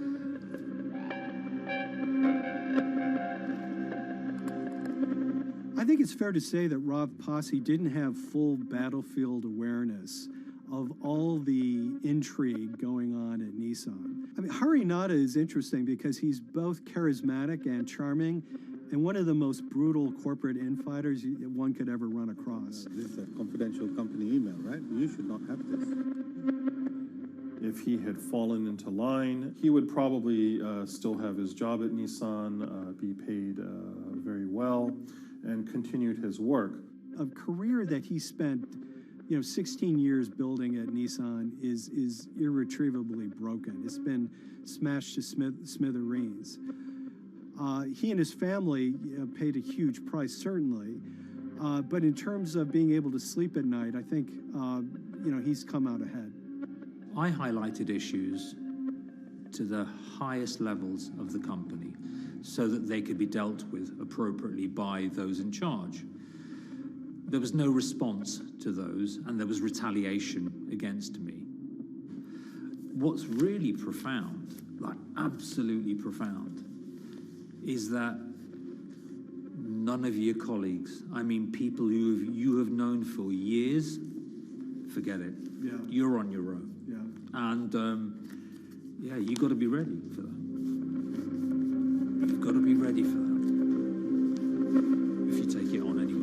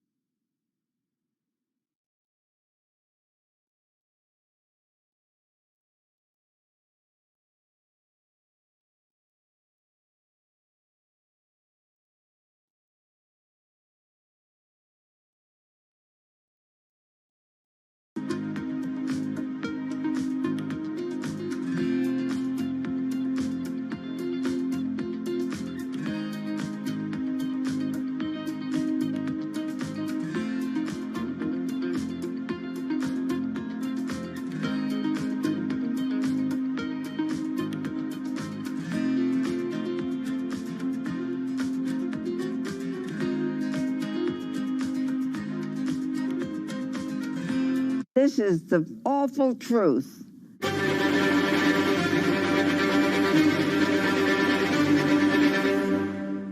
There's always someone in the family that's pushing it.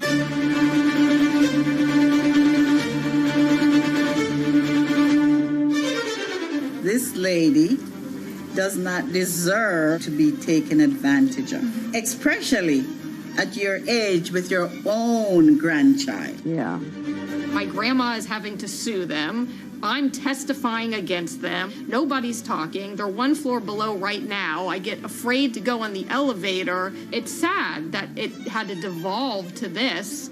It's like a soap opera It's a very sad thing. It's a family feud. A family feud. Here's a family that, on paper, you would think has the wealth that so many people seek, yet at the end of the day, it seemed to sort of rip everybody apart.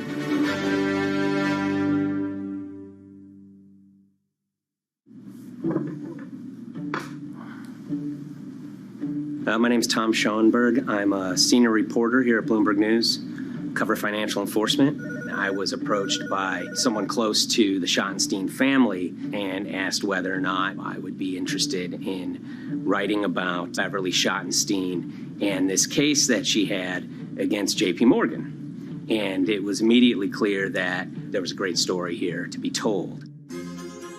So I started just, assembling all sorts of documents that the family made available to me. That included a diary that Beverly had begun writing when she started having suspicions about what was actually going on with her money. Beverly obtained her wealth from the Schottenstein kind of retail empire that has at times included Big Lots, Value City, American Eagle Outfitters, DSW Shoes. Beverly's husband died, and at which point they sold off their portion of the company, bringing them an enormous amount of wealth at around 1990. Estimates of her wealth were around $90 million. She, for many years, had that pool of money being managed by outside advisors. Her grandsons in the late 2000s had both graduated and were becoming financial advisors. She gave them a little bit to work with, and over time, her grandson, Evan, became the trustee of her entire estate. Managing sort of family money is not a conflict. In fact, some ways in wealth management, it's kind of how you get your start. It's kind of the seed that you need to sort of get going in the business. But Beverly started having suspicions that something was wrong probably in around 2016.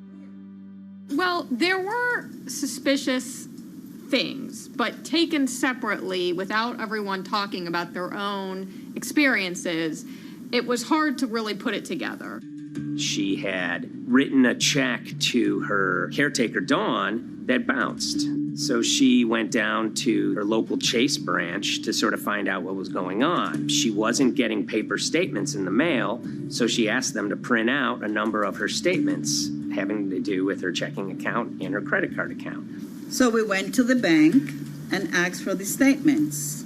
And she got a whole year and going through all of them, page by page by page. And it was there she saw all sorts of charges that she said she didn't authorize or didn't know about.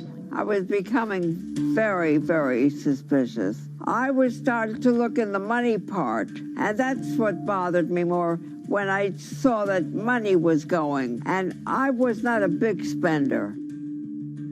Around the same time, Dawn, she starts noticing Beverly's son, who lived in the condominium below her, came up with Evan with a shredder and started grabbing papers in her office area, including some with J.P. Morgan letterhead, and just started sitting at the kitchen table, just shredding documents over and over. Yeah, they came in one morning. They used to do it in the back. Through the back door, and they brought the shredder inside. And then they went in the drawers in the office and took out all the papers, and they started doing it. I was very suspicious because I know you don't go around and destroying papers. Beverly said that they had done this many times before. That's when she said to me, Dawn, I'm going to write my feelings in this black book. Diary. And it's a diary, and she started writing. Each day she would write a little at a time. Around the holidays of 2018, a package had arrived, a FedEx package, and in it were materials about a venture capital fund based out of the Cayman Islands. Dawn and some other family members take a look at this, and they see that Beverly is signed up for this fund to the tune of $5 million over the course of several years. And that was really the beginning of it. That was sort of the tip of the iceberg when it became obvious that something was going on, that my grandmother really wasn't aware of this fund. Beverly started to panic. She got really upset and called, J.P. Morgan's headquarters in New York and asked for Jamie Dimon. She said she was told someone would call her back, but she says that never happened. She wrote a letter to Evan and Avi, and in there she laid out a number of things that were concerning her: unauthorized trading, the checking account. She had about $1 million worth of jewelry in a safe deposit box, and that her son Bobby had the key to that box, and that jewelry had gone missing. All this was kind of packaged in this, 5-page handwritten amendment to a will and trust. There's such an evolving narrative about why the jewelry was taken. The only truth we really know is that the jewelry is gone. But why it happened, there have been a lot of different stories. You just don't take your mother's wonderful things and hand it out. And they emailed that note to J.P. Morgan to seize all activity on her account. And it ended up setting off a firestorm after that. As soon as they got this email that there was a cease and desist and that she wanted to send her money and change brokerage firms, they were actually vacationing one floor below downstairs. They're there right now. The next day, Beverly's in her place. The granddaughter's still in her place visiting. Dawn is there, and up comes Bobby kind of barging through the door. And he's screaming about what was sent to the J.P. Morgan. They're now investigating now. And he's furious, takes his mother and sort of puts her into a chair, gets pen and paper, and she says physically forced her to write a retraction letter. They were pushing me around. It was a scary time. I was really afraid, too. I had to take her to the doctor, and she did an x-ray because she was in so much pain. The locks had to be changed. The phone number had to be changed. I really thought we were going to have to hire guards to be outside just for protection. Oh, it was terrible. Horrible scene. Beverly brought her case before the Financial Industry Regulatory Authorities, usually known as FINRA. It took several months of hearings. She sees all sorts of transactions that's going on, hundreds of them that she claims that she never knew about, never authorized, but yet were logged in J.P. Morgan's files as having been direct requests from her. That included the sale of a large amount of Apple stock worth several $1 million, as well as all her stock in Big Lots. Over the course of their time with J.P. Morgan, Evan and Avi were making all sorts of trading on her account that was generating millions of dollars in commissions for themselves and the bank, yet she was not sort of getting any of the type of gains that you would expect sort of an $80 million account in a bullish market to be able to get. They issued a ruling entirely in her favor, finding that her grandsons, as well as J.P. Morgan, they were liable for violating their fiduciary duty, misrepresenting themselves, and they also found that the bank and her grandson, Evan, were liable for elder abuse. Evan and Avi, they were fired from J.P. Morgan. They issued an award of about $19 million. I reached out for comment, and J.P. Morgan emphasized that Evan and Avi were no longer with the firm and that their actions do not represent the sort of values of the bank. I reached out to Evan and Avi, heard back from their lawyer saying that, they disagree with the law and the facts that FINRA kind of used to decide the case against them and are seeing if they can have it withdrawn. Her son, Bobby, wrote her a letter, said his sons weren't criminals, and he also admits to taking her jewelry. And he says he needed it to pay off some bad business debts he had. They never once came up to say, I'm sorry. If there had been an apology and some acceptance, and asking for forgiveness from my grandmother, I don't think we'd be in the position that we are now. Since the piece came out, we've received dozens of messages from people, many of whom are telling their own sort of personal tales of, kind of financial advisors gone bad, or family members who got control of an estate and abused, those within. Seems that it's really resonated with a lot of people. I keep, hearing a lot of feedback about Beverly and how, a lot of people feel she did the right thing. You're never too old to stand up for yourself and try to right an injustice. She was adamant that she wanted to stand up for herself, but at the end of the day, they did wrong. It's a painful life lesson. You know, Beverly taught them that you don't mess with grandma.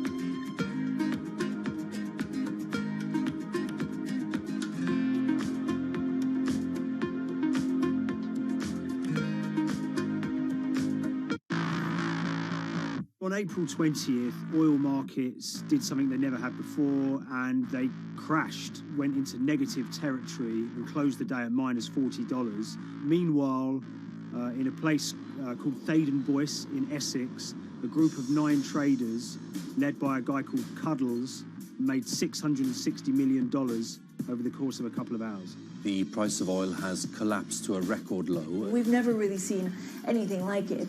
WTI this morning down more than 35%. People maybe wouldn't have been so surprised if the oil price had fallen to zero, but the oil price went to minus 38. It went far lower than anyone had expected. And so lots of people in the market were saying, well, hang on, something else is going on here. A couple of months later, I started to get wind through a kind of network of sources that a tiny firm in the outskirts of London had made a huge amount of money that day and potentially had some part to play in what happened. The information we got was that 9 traders at Vega Capital London had made in the region of $660 million in one day. As a group, I think they made as much money in one day as Apple makes from its international sales in one day. I mean, it's an insane sum of money. Did they pull off a fantastic trade? Did they predict the way the market was moving and get it absolutely right? Or was there something else going on, and had they actually done something that breached market rules in a bid to sort of push the market? And that investigation is ongoing.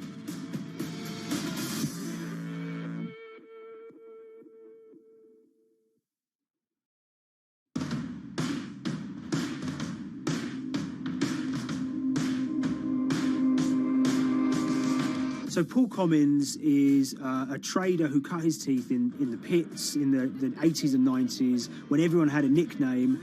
His was Cuddles.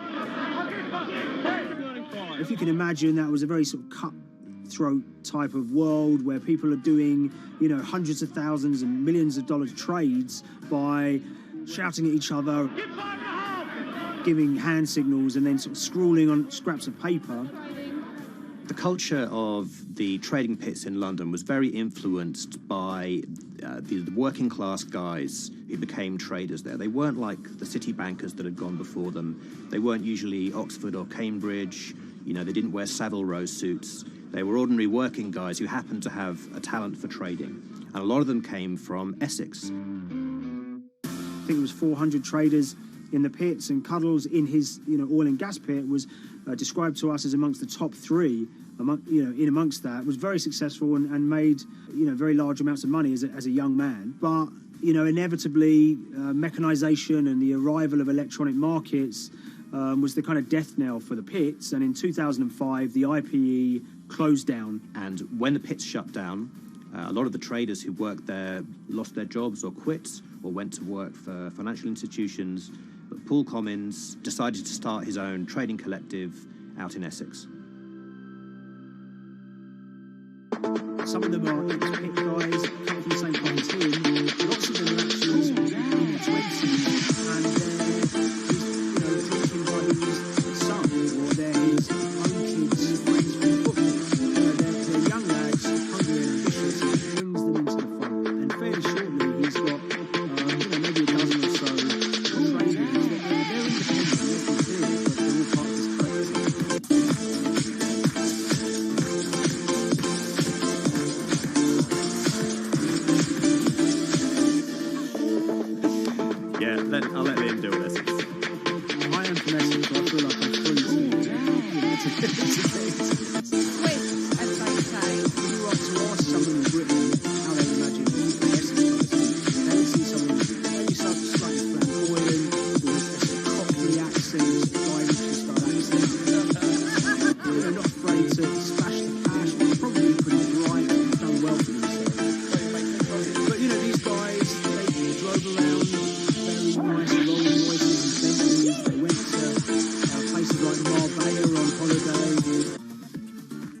invoice is a very wealthy place. You have to have considerable income to be able to afford to live in that village. It's a really nice place to live, and it's 20 minutes tube ride away from the city. Earlier in the summer, we have this lead, which is that there's this tiny firm called Vega Capital London, and they were the biggest winners from the biggest oil crash in history. You know, anyone that covers markets is going to be surprised about that. You know, you're thinking your BPs of the world or your Glencores, but it's this tiny firm. And one of the big challenges that we had was actually finding out who worked with Vega Capital. It wasn't immediately obvious, and at first we had absolutely no idea. If you go to the Vega Capital website, it says it's under construction. If you do basic online searching, it's very difficult to find anyone who's publicly connected to the company. So inevitably, we're incredibly curious at this point. Like, who the hell are these people? The more reporting we did, the more it became clear that this group were connected socially as well as professionally. They went to weddings together, they played golf together, they would go on holiday together. We found out that a number of them were members of the West Ham supporters club in London. A few of them started companies together, so you could see all the connections between them and start to see a distinct group emerging. And it really just was this kind of shock that, you know, this wasn't just like a hedge fund or a firm you'd never heard of. This was actually a group of buddies who all had the same experience on this day and had all made a huge amount of money. So if you're an oil trader, there's a number of different ways you can trade, and probably the most popular is WTI futures contracts. And it's basically a contract that says, I'm going to buy 1,000 barrels of oil from you at this point in the future, or I'm going to sell 1,000 barrels of oil to you at this point in the future. It's actually just a financial contract to gamble on to predict whether oil is going to go up or down. On the 20th of April in Essex, there had been signals for a while that this was going to be an exceptional day in oil markets. And we know that some of them arose early and started their trading in the early hours of the morning while it was still dark outside. Essentially what they were doing was buying contracts that gave them an obligation to buy oil at whatever the price ended up at 2:30 p.m. So they're basically placing a bet that oil was going to fall throughout the day. But they're simultaneously selling lots of oil as well. And whether they make a profit and how much profit they make is the difference between what they buy the oil for and what they sell the oil for. Now, of course, we now know throughout April 20th, the price dropped and dropped. So this is going very well for them. You know, they are committed to selling oil at these prices, and the prices are continuing to fall, which means they're going to be able to offset it and buy oil at cheaper at the end of the day. Now, once it gets to kind of 1:30, 2 p.m., that's when things start to get really interesting. Suddenly there's a kind of influx of buyers and sellers, you know, as desperation increases in the market and trading volumes go up. Now, 2:08 exactly, something bizarre and unprecedented happened, which is that oil passes into negative territory. And it fell to a record level of minus $38. We've never seen anything like it, period, in terms of the contraction of the global economy. That huge gulf between what they were buying the oil for and what they were selling it for enabled them to make more money than they ever thought possible. So their profit was the difference between minus 37 and all of these positive numbers on every contract they sold. The price of crude briefly hit minus $37 a barrel. For one group of traders operating from a small office, it was a very, very profitable day. It's important to remember this had never happened before in the history of oil trading. No one could have predicted it. I can't think of another example of where you enter a trade and you get paid on both sides. You get paid both to sell and to buy. It's unthinkable. One thing we know about the Cuddles Trading Arcade is that they were very comfortable taking large risks. And, you have to be clear, this was a large risk.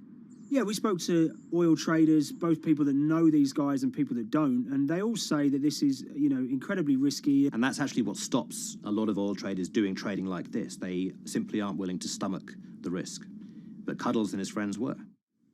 So when the kind of final calculations came down, the group of the 9 most profitable traders made $660 million or thereabouts between them. I mean, if you can imagine, I think 3 or 4 of them made in excess of 100 million each. One of the astonishing things about this trade is that 2 of the individuals who made more than $100 million in a single day were in their 20s. One of them was 22 years old. You know, only a few years earlier, he'd been posting on his social media about doing teenage stuff with his mates in town and going to see girls and rap music. And here he is a few years later making $100 million in a single day's trading. When me and Liam discovered that, we couldn't believe it. We couldn't believe what we were seeing.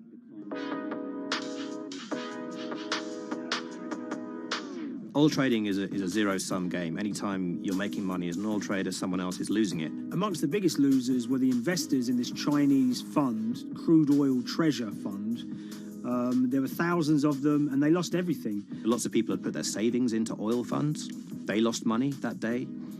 Big banks and brokers who sort of stand in the middle of trading parties, they lost money that day. And another interesting thing is that oil-producing countries like Kuwait or Canada, they sell oil as an average of the WTI closing price over the preceding month. So the fact that one of those numbers in that average was minus 37 meant, if you can imagine, countries like Saudi Arabia and Kuwait potentially lost a couple of dollars on every single barrel of oil they sold that month. Vega Capital's traders made such an extraordinary sum of money that it was inevitable there would be some scrutiny of what they did. But it wasn't just the sums of money they made.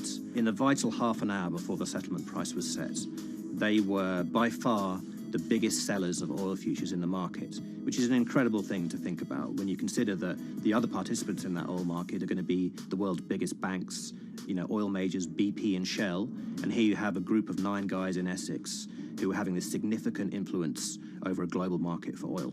I mean, I think you have to assume that if these guys had made $7 million or $10 million, they probably would be celebrating in Essex right now. But the fact that they made closer to $700 million has meant that they are facing understandable scrutiny.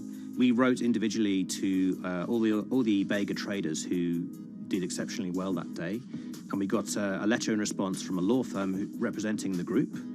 And the law firm was at pains to point out, number one, that they haven't been accused of any wrongdoing, that they all traded independently and separately, and they'd basically all made up their own minds that this was what was going to happen in oil markets based on publicly available knowledge, and decided to execute this trade.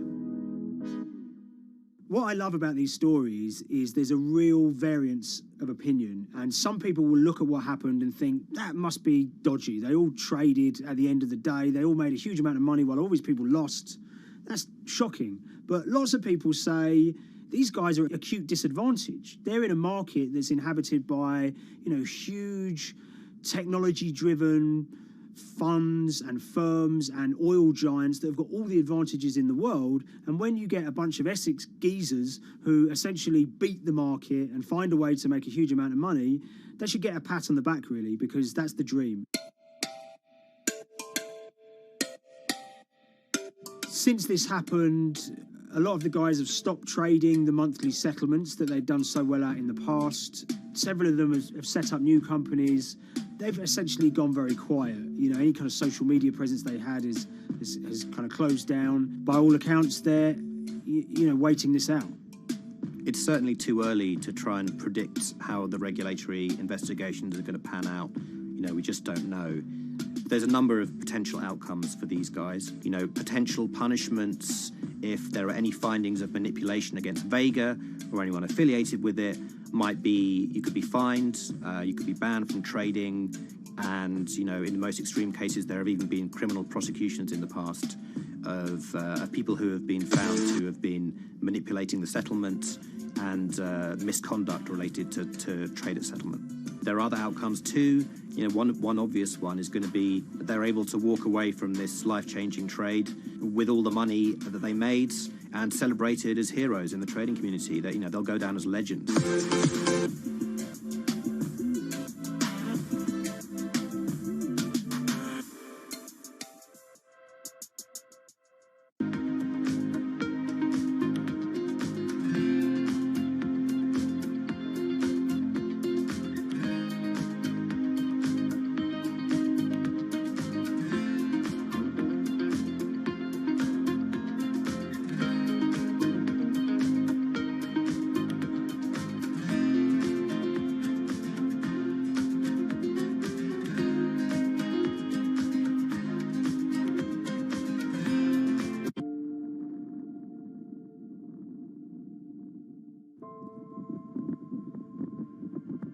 it's very important, given the nature of the climate crisis right now, for the general public to have an understanding of what progress is or is not actually happening. And I think many readers right now, they'll see these hundreds and hundreds of companies making these big, bold climate claims. And they would be forgiven to think that, you know, we're well on our way to meeting the emission reduction trajectory we need to be on. And the reality of the matter is we're just not on that trajectory. And a key reason for this sort of disconnect is the use of offsets that aren't doing what they claim to be doing. We have a massive potential for sort of willful blindness. We can convince ourselves of things regardless of what the facts are. And so that's what tends to happen in these cases. It's not that anybody is setting out to commit climate fraud. They sort of walk themselves into a situation and they convince themselves of one thing, and that allows them to convince themselves of another thing. But at the end of the day, they're doing something that makes no sense at all.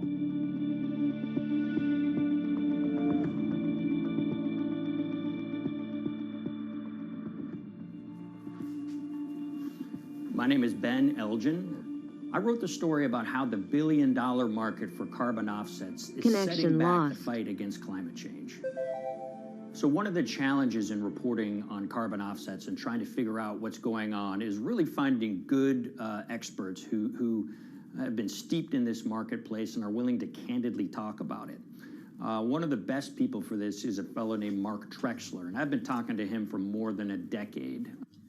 My name is Mark Trexler. I've worked in climate change for the last 30 years. I was actually hired by the World Resources Institute in Washington to work on the first carbon offset project in 1988.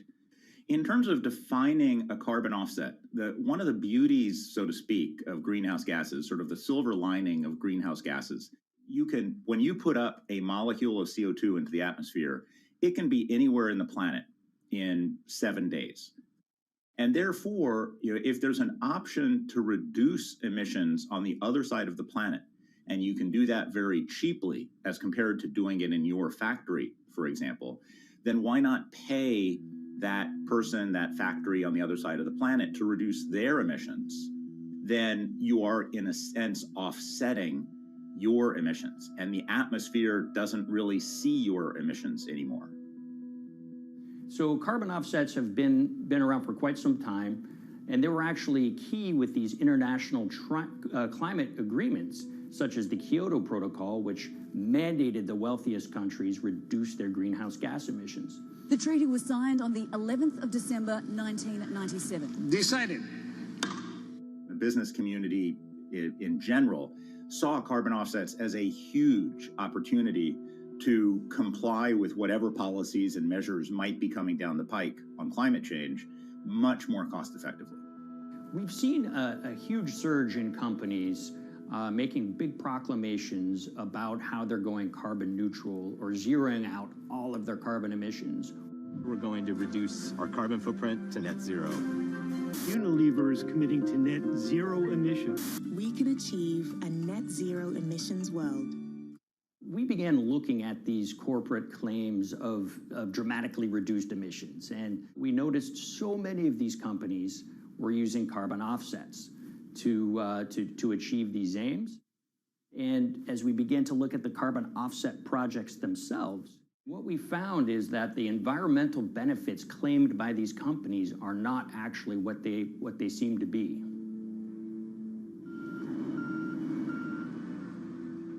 And as we sort of saw and spotted a number of these very aggressive carbon offset projects, which appeared to be generating inflated credits or bogus credits, we saw a number of them were associated with the Nature Conservancy. This surprised us. The Nature Conservancy is the world's biggest environmental group. They have about $1 billion a year in revenues, and they've been around for 7 decades. They've preserved about 125 million acres of land. And they've done so many good works over the years, and they've been very strong in terms of working with corporate partners. The Nature Conservancy has taken a different approach, a very pragmatic and pro-business approach. They will not go out and criticize a big polluter, but they're very happy to work with them. Some might say that, well, that's selling out, but others would say, and those at the Nature Conservancy would say, these companies have deep pockets. They can help fund important preservation work, and we have absolutely no problem working with them on this stuff. So companies are very warm, and they've partnered with the Nature Conservancy for many years. And yeah, it definitely lends a sheen of credibility to these projects. Here's 20 new reasons to visit Disney World this year. 1, 2, 3. If you look at, for instance, Disney, that's a sprawling company with theme parks and cruise lines that burn up diesel fuel. They have office buildings and television studios that consume electricity. So these companies are trying to make major reductions in their carbon footprints, but it's very difficult to change these fundamental ways their businesses operate. So Disney has been a big buyer of carbon offsets that are orchestrated by the Nature Conservancy. One of the projects that they buy from is called Pennsylvania Ridges. And that's a plot of land. Most of the land is actually about a 3-hour drive outside of Philadelphia. Interestingly, this land, 3,000 of these acres, was actually acquired by the Nature Conservancy in the late 1990s. This land was imminently threatened. There was a pending logging contract on this land. So they do what they've done so well for all of these years, which is they go out, they raise money from local philanthropists, and they go buy this land to protect it from developers and loggers. And at the time, according to an archived version of the Nature Conservancy's website, when they were proudly announcing this deal, they said, these threats have been abated because of this acquisition by the Nature Conservancy. So it's really interesting now, fast forward 2 decades to earlier this year when they put forward this carbon project. And if you look through it, this land is a key part of that carbon project. And what they're now saying is this land is now, once again, imminently threatened. 72% of the trees are going to be cut within 5 years. Now, this is just astounding because this land is owned by the Nature Conservancy. They do not clear-cut land that they've bought through philanthropic donations. So this scenario that they've put forward to get carbon revenues is not really plausible. And what that means is when you have Disney coming in and buying these credits, when it eventually lowers its carbon footprint because of these credits, well, that won't be a credible or truthful claim by Disney.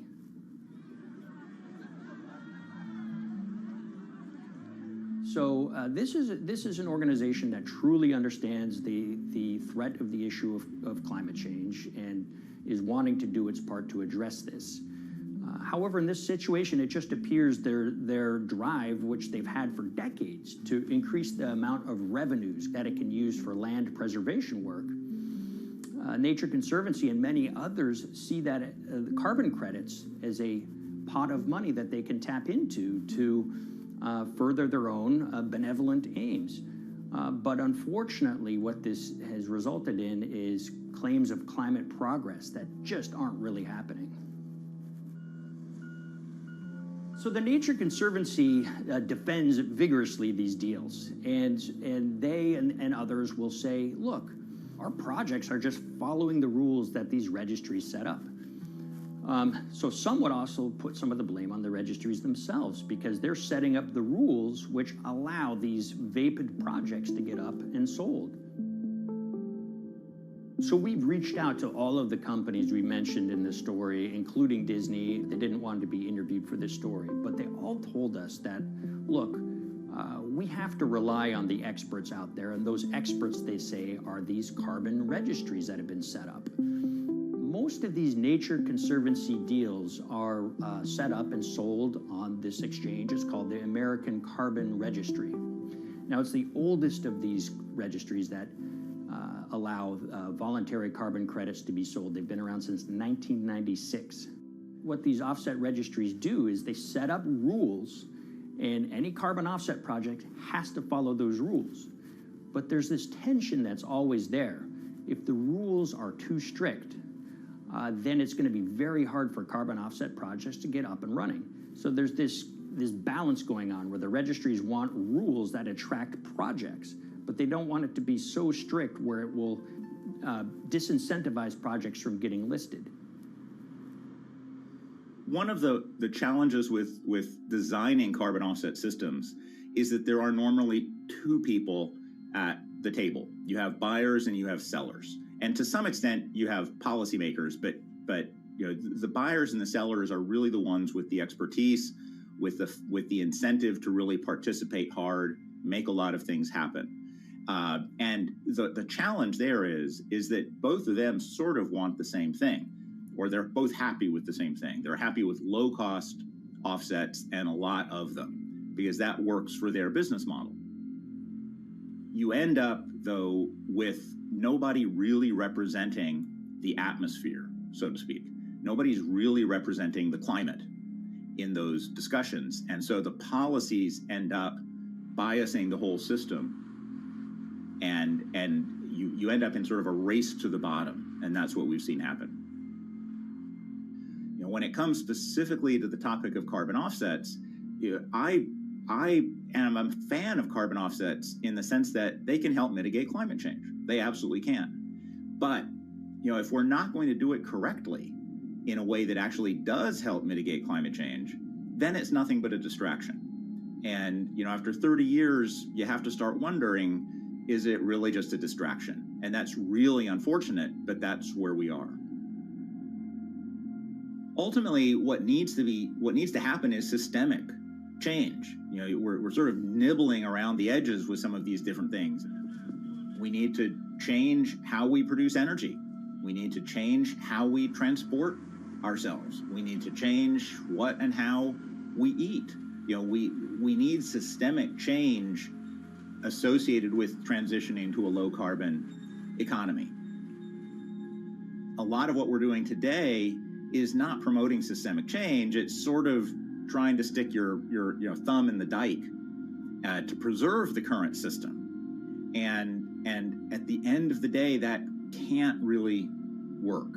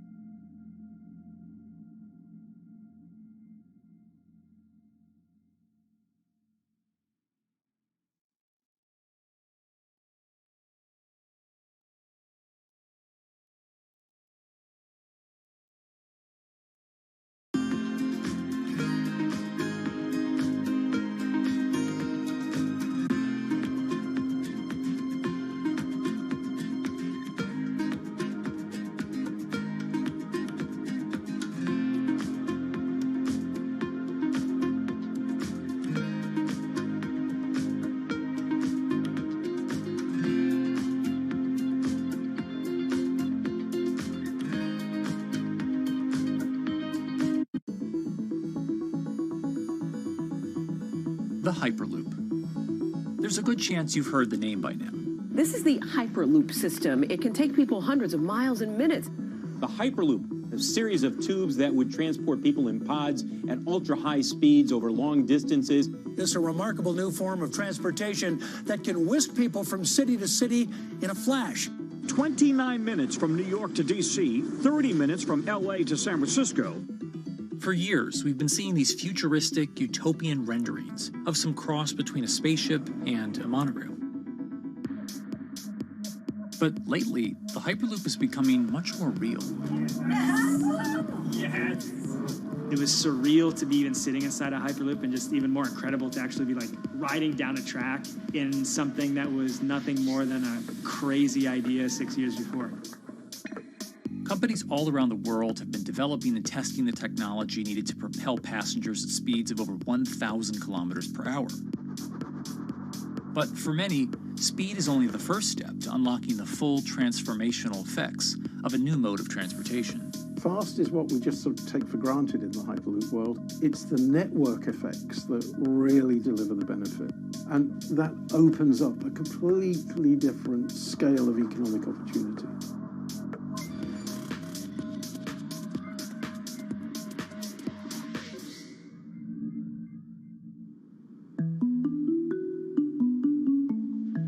We've got planes, trains, automobiles, and boats for getting around Earth. But what if there was a fifth mode? And I have a name for it, which is called the Hyperloop. The Hyperloop? Hyperloop, yeah. In 2013, while riding high on the growing success of Tesla and SpaceX, entrepreneur Elon Musk released a white paper outlining the basic framework of the technology he called Hyperloop. The basic idea goes a little something like this. A tube reduces the air pressure to a near vacuum-like environment. A Hyperloop pod is then suspended in the tube, usually by magnetic levitation. The whole pod can then be propelled forward. Because there's no traditional friction sources like air resistance or rolling friction that would push back against the pod, the Hyperloop is able to move at incredibly high speeds and do so fairly efficiently. Despite its futuristic name, however, the general concept behind Hyperloop is actually pretty old. In fact, New York City's first attempt at an underground public transit system in the 1870s was based on a similar principle. The pneumatic transit system was short-lived, however, only stretching one block and topping out at a rather leisurely 10 miles per hour. While Elon would make some 21st century improvements to this concept and bestow a very 21st century name, he wouldn't end up pursuing the technology itself, instead electing to focus his efforts on something a little bit deeper, literally digging the requisite tunnels via his boring company. It would take another billionaire industrialist who dabbles in spaceflight. No, wait, not that one. Yeah, that's the one. After Richard Branson would make a large investment in the company Hyperloop One, it would be renamed to Virgin Hyperloop. What we've always been trying to do as a company is show that this technology could work, that it could be made safe, and that ultimately it's something that's happening in the next couple of years, not the next 20 years. Josh Geigel is the co-founder and CEO of Virgin Hyperloop. In a familiar tech startup story, he's seen the project go from a garage to a large-scale testing facility outside of Las Vegas. So we started building the first kind of Hyperloop system in 2016. We've done a lot of work, about 500 tests that we've done on that over the last 5 years. And what we realized that we need to do is take that technology, show that it can be commercial, so drive the cost down, improve the efficiency, improve the performance. But the key thing is, is actually making it approachable and safe for individuals. In order to do that, Josh, along with Virgin's head of passenger experience, Sarah Lucian, bravely volunteered to take the inaugural ride. What her and I were realizing is we're the first two people sitting in a Hyperloop. The only type of people that have gone through this environment are in spacesuits, and there we are in just normal clothes because of the system, the safety of what we've designed. 3, 2, 1, launch.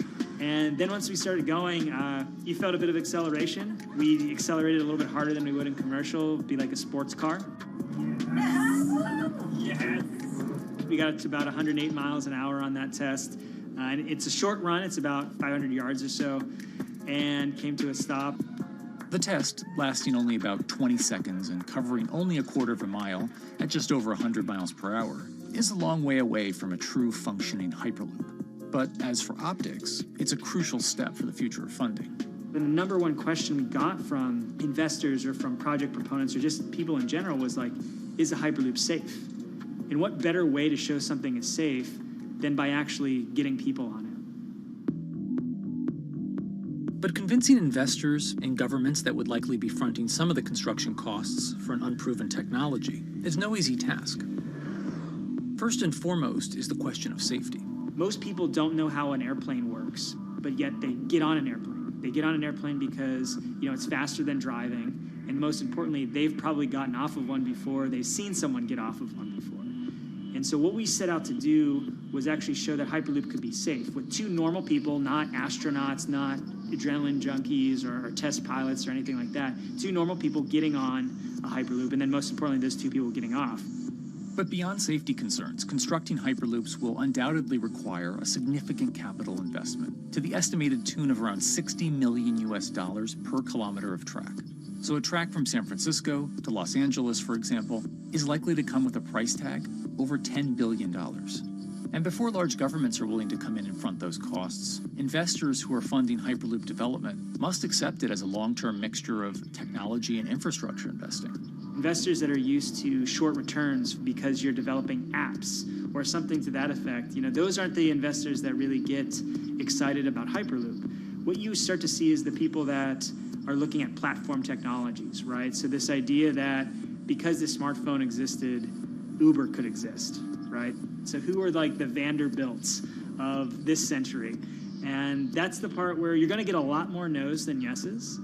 But there's people that have the ability, the fortitude to stick it out, to see the game-changing platform here. Those are the people that we're looking for. And since we've done that passenger test, there has been a lot of interest that's really, oh, this is a lot sooner than I thought.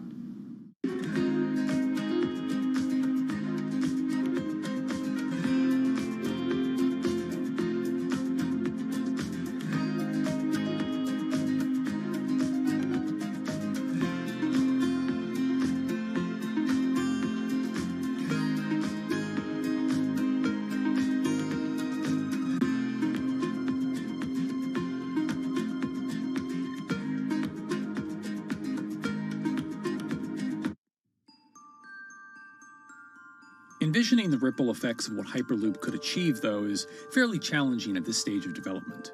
It's fast, yes, but for point-to-point travel, traditional maglev trains can move pretty fast as well. And outside of China, South Korea, and Japan, even those haven't seen much adoption elsewhere due to the high costs and questionable profitability. The Shanghai line in China, for example, loses around $100 million every year. Hyperloop companies, however, believe they can offer something different than traditional railway lines. My name's Alan James, and as far as I know, I'm the only guy on the planet who's written a government-level business case for 300 kmh conventional high-speed rail, 500 kmh maglev, and 1,000 kmh Hyperloop. It's fundamentally about moving people from where they are to where they want to go, when they want to make those journeys, and doing it in much smaller numbers. So pod designs for Hyperloop range from 12 to 28 seats, typically. Why are they small? It's because small enables the network to operate flexibly. And a great example of that is the east-west strategic route across the north of England, from Liverpool to Manchester to Leeds. So to get from Liverpool via Manchester to Leeds by train is just short of 2 hours today. It'll probably take you 2 hours driving as well in average traffic conditions. Net result is those three city regions remain three separate entities: Liverpool, Manchester, Leeds. There's very little commuting traffic between those urban areas. Hyperloop absolutely changes that from the ground up. Liverpool to Manchester is a 5 or 6 minute journey. Manchester to Leeds is also a 5 or 6 minute journey. What that effectively does is create a single super city economy. In this vision, the Hyperloop acts a little more like a highway, where pods have fixed destinations and don't need to stop along the way. Meaning you can travel on a Hyperloop network from, say, Liverpool to Leeds, while the pod behind you travels from Liverpool to Manchester. And if that metro Hyperloop network is connected to other networks from the same location, you could travel from Liverpool to Paris or Liverpool to Amsterdam, all without making a single stop. For passengers, for business, for leisure, that is utterly transformational. For high-value freight and logistics, it's equally transformational. But critically, if you do a Hyperloop network at scale, you begin to deliver massively significant carbon savings too. A multi-regional Hyperloop network could become a replacement for both short-haul passenger and cargo flights and traditional ground transportation, both of which are significant carbon producers. One Hyperloop-connected distribution hub, perhaps at an airport that is predominantly used for international air freight, replacing maybe 10, 12, 15 distributed road hubs. It takes a lot of polluting and inefficient truck haulage off the roads. That itself means roads gain extra capacity. Hyperloops will still need to use electricity to both move pods and maintain the near-vacuum environment in the tube. Proponents of the technology believe that this can be done by using renewable sources, including a combination of solar panels and battery technology that could be used along the Hyperloop itself.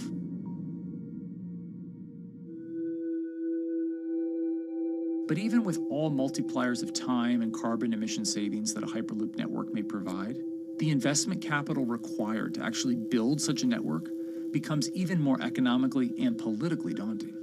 Committing doesn't mean spending billions on day one.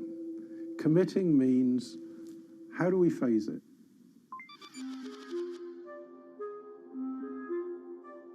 One company in the Netherlands is working to develop that technology, and perhaps more importantly, the international coalition needed to make the Hyperloop network a reality.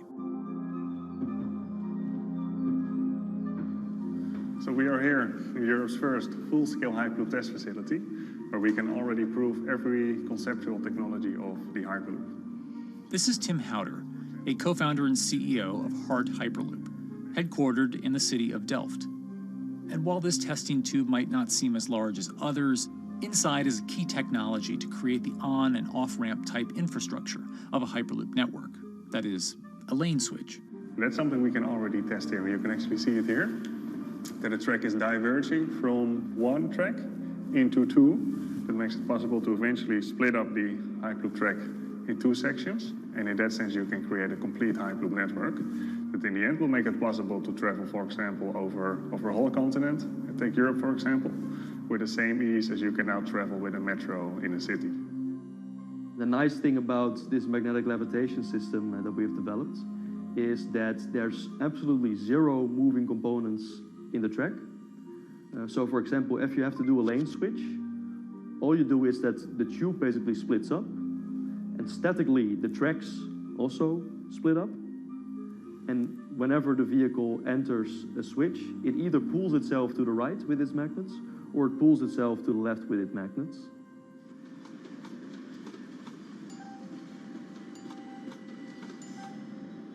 Lane switching on traditional rail requires the physical movement of the rail. Even modern magnetic levitation tracks use lane switching techniques in order to transfer trains from one track to another. And this is a very crucial element, because this is the thing that limits the capacity and, in the end, the usefulness of the rail network. Because the moment that a track is switching, that means that at that moment you are creating an unsafe environment for the trains behind it. So you need a lot of space between trains.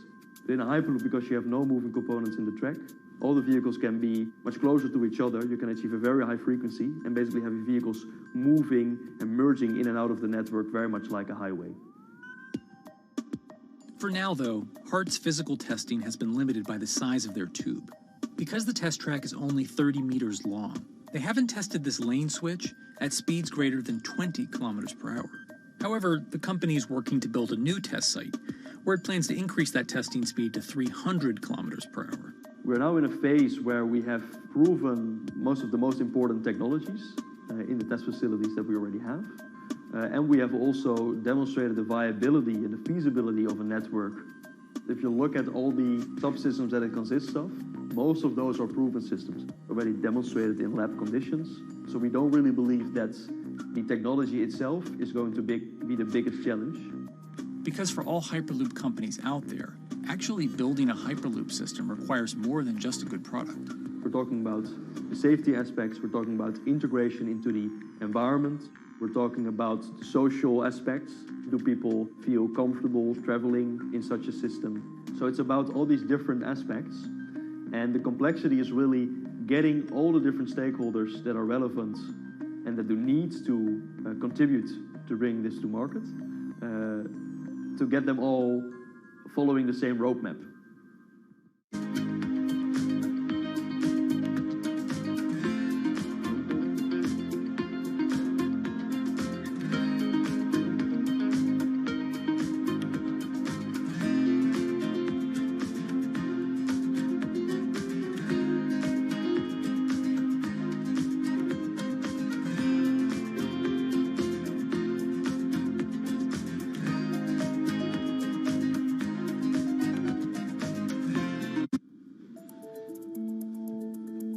In order to help build this coalition of private and public interest in Hyperloop development, HART in 2018 partnered with other Hyperloop companies from Europe and Canada. The goal was to define, establish, and standardize the framework to regulate Hyperloop systems. Right now we are working with all the Hyperloop developers together in setting up the first, let's say, structure for starting the standards drafting. One of the most important goals for HART is interoperability, which is essentially making sure the different systems can communicate with each other. Interoperability is so important because what we want to achieve is actually have this seamless travel experience. So you don't want to end up, for example, going from Madrid to Paris and then switching because you need to use a different technology to get, for example, to Amsterdam. The idea being that as companies around Europe create the first commercial Hyperloop tracks between individual cities, one day those can all be connected to a larger network. Everyone that believes that Hyperloop is a future transport system also realizes that there is a need to have this network because that's where Hyperloop thrives. Hyperloop is such a huge project. It's definitely not something that you can do on your own or as a single company. So you need to do it with a lot of other companies. You need to have the governments. I think in that sense, the biggest challenge that we've encountered is to really get all the required parties together to take the steps in development and in commercial implementation. HART's next plan is to build the European Hyperloop Center, an open testing facility which will include a 2.6-kilometer test track.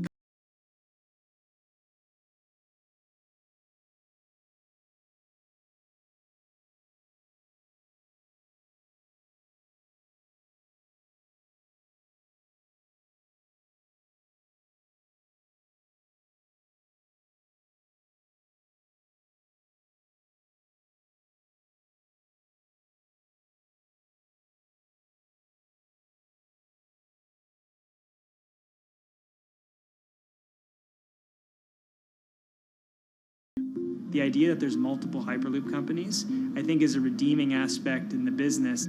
People really want to see something happen, so having multiple people move forward is good for that. I was struck when Josh and Sarah rode the pod.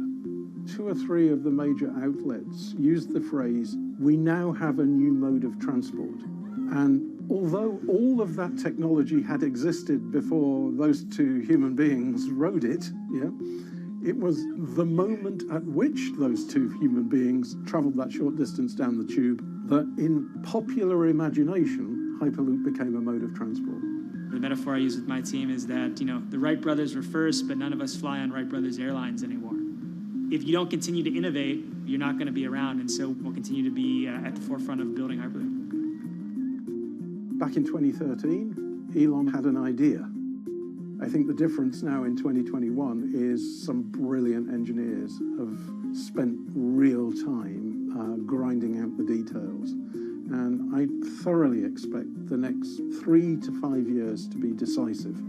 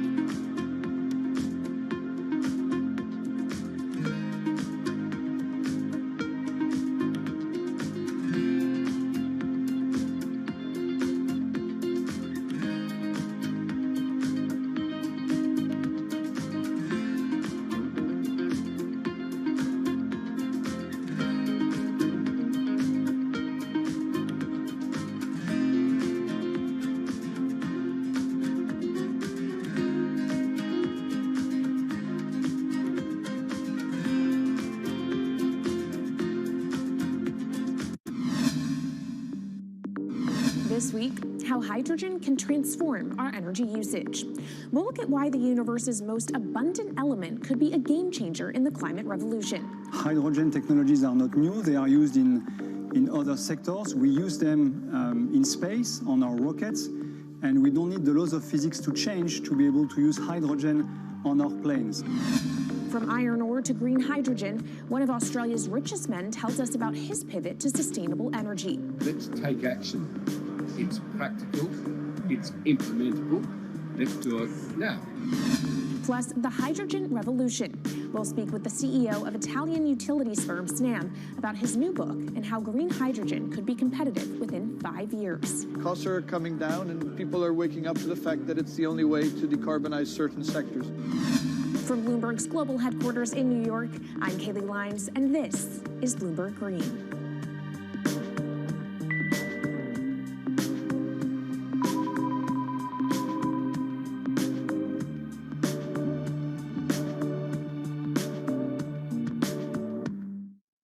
It's a new year, so here at Bloomberg Green, we're highlighting new solutions in the fight against climate change.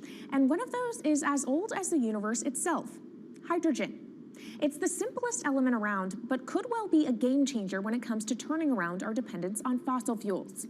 Today, hydrogen is used in the chemicals industry to produce petroleum products. It's also starting to be used in steel production, an industry under a lot of pressure to decarbonize. But it has far more uses as well, from powering cars to heating our homes.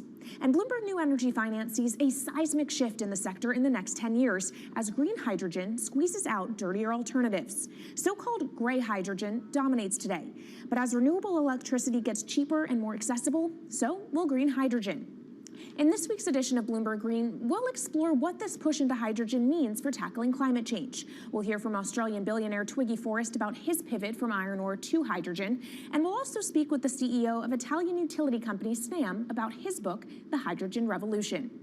But first, what are we using hydrogen for, and why does it actually matter? Christine Lee Edwards explains. Hydrogen, the most plentiful element in the universe. On Earth, we find it mostly bonded to oxygen in the form of water, or in other gases known as hydrocarbons. Hydrogen gas, H2, burns hot and clean, making it an attractive tool in the race to net zero. But isolating hydrogen from other elements is no easy task. Today, the cheapest way to do this is via chemical processes that break up natural gas. This releases a lot of carbon dioxide. Another method is to use electricity to split water molecules in a process called electrolysis. Although there is no carbon byproduct, a lot of electricity is needed. And if this power comes from burning coal or gas, it negates the zero emissions goals of using hydrogen to begin with. Hydrogen produced in this way, powered by fossil fuels, is called gray hydrogen. If carbon capture and storage is used together with fossil fuels, then it becomes blue hydrogen. If nuclear power is used, it's called pink. And finally, green hydrogen is when it's produced via electrolysis and powered from renewable sources. This method is considered emissions-free. It's predicted that by the early 2030s, H2 made from renewables will be cheaper than that made from fossil fuels. But that hinges on the cost of electrolysis declining, which will be achieved through larger projects and an expansion of manufacturing. To be clear, vast amounts of H2 are already used today. Global production in 2018 totaled 117 million metric tons. This hydrogen is mostly used for its chemical properties, not as a source of energy, and very little of it is clean. Some sectors like steel could start using hydrogen for these chemical properties, replacing coal. Industries like cement and glass may also use hydrogen as a source of heat. Another advantage is its energy storage potential. It can be stored over long periods of time and used when more power needs to be added to the grid. It also could hold an advantage over batteries in heavy transport and shipping. The promise of hydrogen for energy has been around since at least 1874, when Jules Verne wrote about it in his book, The Mysterious Island. But the future of hydrogen will depend on policy. Countries with net zero targets, carbon pricing, and hydrogen strategies with investment mechanisms are likely to see the highest H2 demand.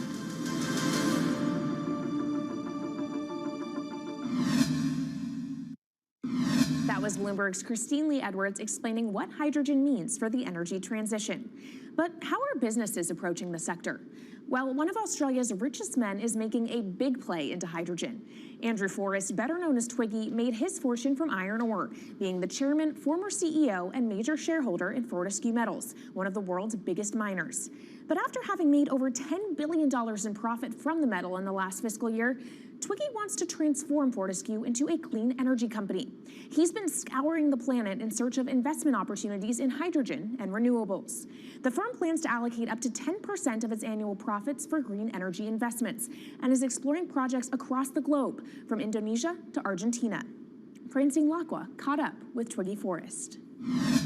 There's only one type of clean hydrogen, all the rest is dirty. Yeah. That is green. If you just say green hydrogen is clean, the rest is dirty, then you've actually nailed it. And, you know, anyone else who produces any other rubbish, any other argument, just look them there and say, why is global warming accelerating if anything you're saying is true? And then you'll know, actually, it's greenwashing. Yeah, but there's a lot of greenwashing because I keep on being told it's a transition. We can't just, make the transition at a click of a finger. So what are we doing wrong? What can we do better? I don't remember the personal computer having to transition the typewriter. I really don't remember that. I don't remember the smartphone having to transition the pocket calculator and the old landline. You know, its transition line is complete rubbish. The lie got put to it 2 days ago when JCB, a really loved British company, every right for the country to be proud of JCB, and Fortescue, holding a bit of a similar reputation, fantastic track record, everyone's done super well from Fortescue, huge balance sheet, super strong. When those two companies got together and agreed a $7 to $9 billion US agreement per annum, right, then that's a real wake-up call to say, hang on, green hydrogen is obviously commercial now. You know, every other form of fossil fuel hydrogen, you know, it can compete with it on price, it can probably lose on price, but what we know, it is cooking the planet. And only green hydrogen, zero methane, zero carbon in the supply chain. Don't worry about the molecules in the supply chain. But at the moment, we're not even phasing out coal, if you look at the G20 communique. So we have a long way to go to talk about only using green hydrogen. Yeah, so look, I have a call, which I'd like to make now, that the world should not fund any more coal-fired power stations, coal mining projects, ever. We should wind them down as quickly as possible because they are cooking the planet just like grey and blue hydrogen is cooking the planet. Yeah. You know, hydrogen, which is not made from renewable electricity, is releasing 10 to 16 times more carbon, let alone the methane, which is worse, than it is hydrogen. So we've just got to stop doing things which are self-harming under the guise of greenwashing. So why are leaders so slow? Even if you look at the appetite for ESG investments, they're growing exponentially, so are emissions. So where are we allocating capital? Okay, so take the recent G20. There's probably a reason why there wasn't strong action coming out of the G20 because people were not aware that major transactions between large companies were taking place now on green hydrogen, that actually this pollution-free all the way through the supply chain fuel is now being transacted at multi-billion-dollar scale. If they'd known that, I don't believe any sovereign leader or any energy minister or climate change minister could not take ultra seriously that green hydrogen is now here to stay. It's broken through. History has been made. It will never go back. Okay, what is the one thing that you would tell leaders today and business leaders? How do we transition faster than what we are now because we're at real risk of missing our targets? Oh, so that's really simple.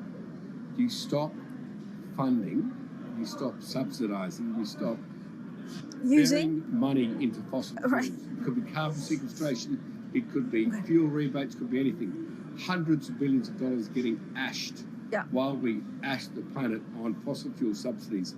Because we haven't had that renewable electricity, we haven't had that green hydrogen, we've kind of been pushed down. It's all sorts of excuses. Oh, it'll never be commercial. It'll never be supplied in the quantities we need it. You know, blah, blah, blah. Now we know, let's take action. It's practical. It's implementable. Let's do it now. okay, if we do it now, is there going to be a shock to the energy system? Is there going to be a shock actually to economically? And is it worth, not talking about transition, just going from A to B? Yeah, it's a fantastic question. A to B is the solution. Let fossil fuels do what fossil fuels do. Just burn their coal, burn their oil, burn the gas. At least they're pumping up carbon and methane into the atmosphere, honestly. Well, not that honest because they don't measure methane, which is 90 times worse than carbon. But at least the carbon is being done honestly. Encourage the green hydrogen sector to come in really fast. Okay, it's there. There's renewable power all over the world. We now know how to make electrolyzers much cheaper, like 25% of the original cost. We know how to do that now. We don't have an excuse to get into it. Does it need to be cheaper than oil and fossil fuel for it to be viable worldwide? Well, right now it is. Okay, so let's just swallow that bit of financial data. Right now it is cheaper, and it's getting more cheap. It's the only fuel you know Mr. Force, which is declining in value. You don't have enough of it, right, to power the world? Yes. That's only because we haven't had policies to support it. If we had policies to support it 5-10 years ago, it would be everywhere. You'd see the global warming budget start to come down. Yeah. Now, we've got 5 or 10 years to make a huge difference. I need policy leaders all over the world to appreciate now, okay, big business is transacting with green hydrogen in multi-billion-dollar agreements. We now know it's here and it's here to stay. Let's spread it everywhere. Coming up on the program, the hydrogen revolution. We'll speak with the CEO of Italian utility firm Snam about his new book and why he thinks green hydrogen will be competitive in just 5 years. Plus, how are airlines working to become more sustainable? We'll look at how Airbus plans to step up in the climate fight. This is Bloomberg Green.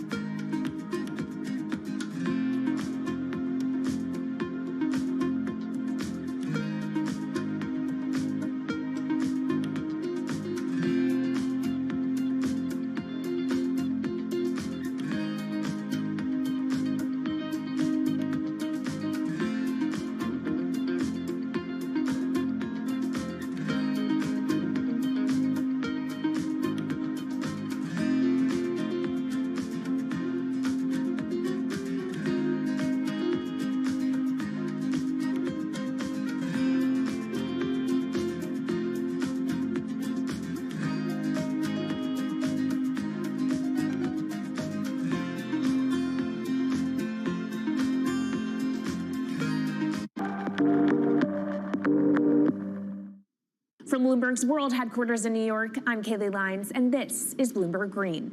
What will the world look like in 2050? Will global temperatures have stabilized, electric vehicles be abundant, and solar and wind power homes around the world? According to Marco Alvera, the CEO of Italian energy company Snam, that vision of the future could be a reality. And he says that hydrogen will pave its way. As he tells it in his new book, The Hydrogen Revolution, Alvera's moment of reckoning came in November 2018 when he tasked the Snam Scenarios team with studying how Europe could reduce its CO2 emissions to zero by 2050. Looking through the results of the study, Alvera said he was struck by how much hydrogen was in Europe's energy mix by that year. Beyond the abundance of hydrogen, the SNAM model also predicted that it would be the cheapest form of decarbonized energy for many sectors, and that it could be cheaper than today's prices for oil, coal, and nuclear power. Our Maria Tadeo spoke with Alvera at COP26. It's happening all very fast. We see the cost of hydrogen coming down a lot.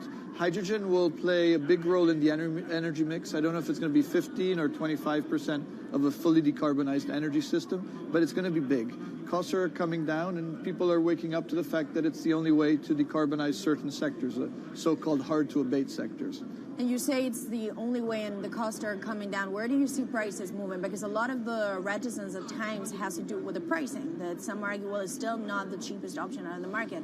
So when I was first working in hydrogen in 2004, it was costing $1,000 per megawatt hour. 2010, $600. Today, $100, and we see it going down to $50 in 5 years' time, and to going down to $25 per megawatt hour in the next 10 years or so, which is a quarter of where it is today. That's really because renewable energy, and we're talking green hydrogen here, renewable energy costs are falling, but the cost of making the electrolyzer, which is the kit that you use to convert solar or wind energy and water into hydrogen, the cost of this kit is falling a lot because it doesn't really exist on an industrial scale. So as we build up capacity, we industrialize it, we standardize it, and we squeeze costs out. That's really the cost trajectory. And for that, of course, you need demand, however, for governments and also institutions to kind of buy into this idea that it is the future and we want to invest and create infrastructure. What are they telling you? When you speak to governments, when you speak to officials, are they keen on this? They're very keen. So the Department of Energy shares our view in the States of getting to below $1 a kilo, which is $25 a megawatt hour.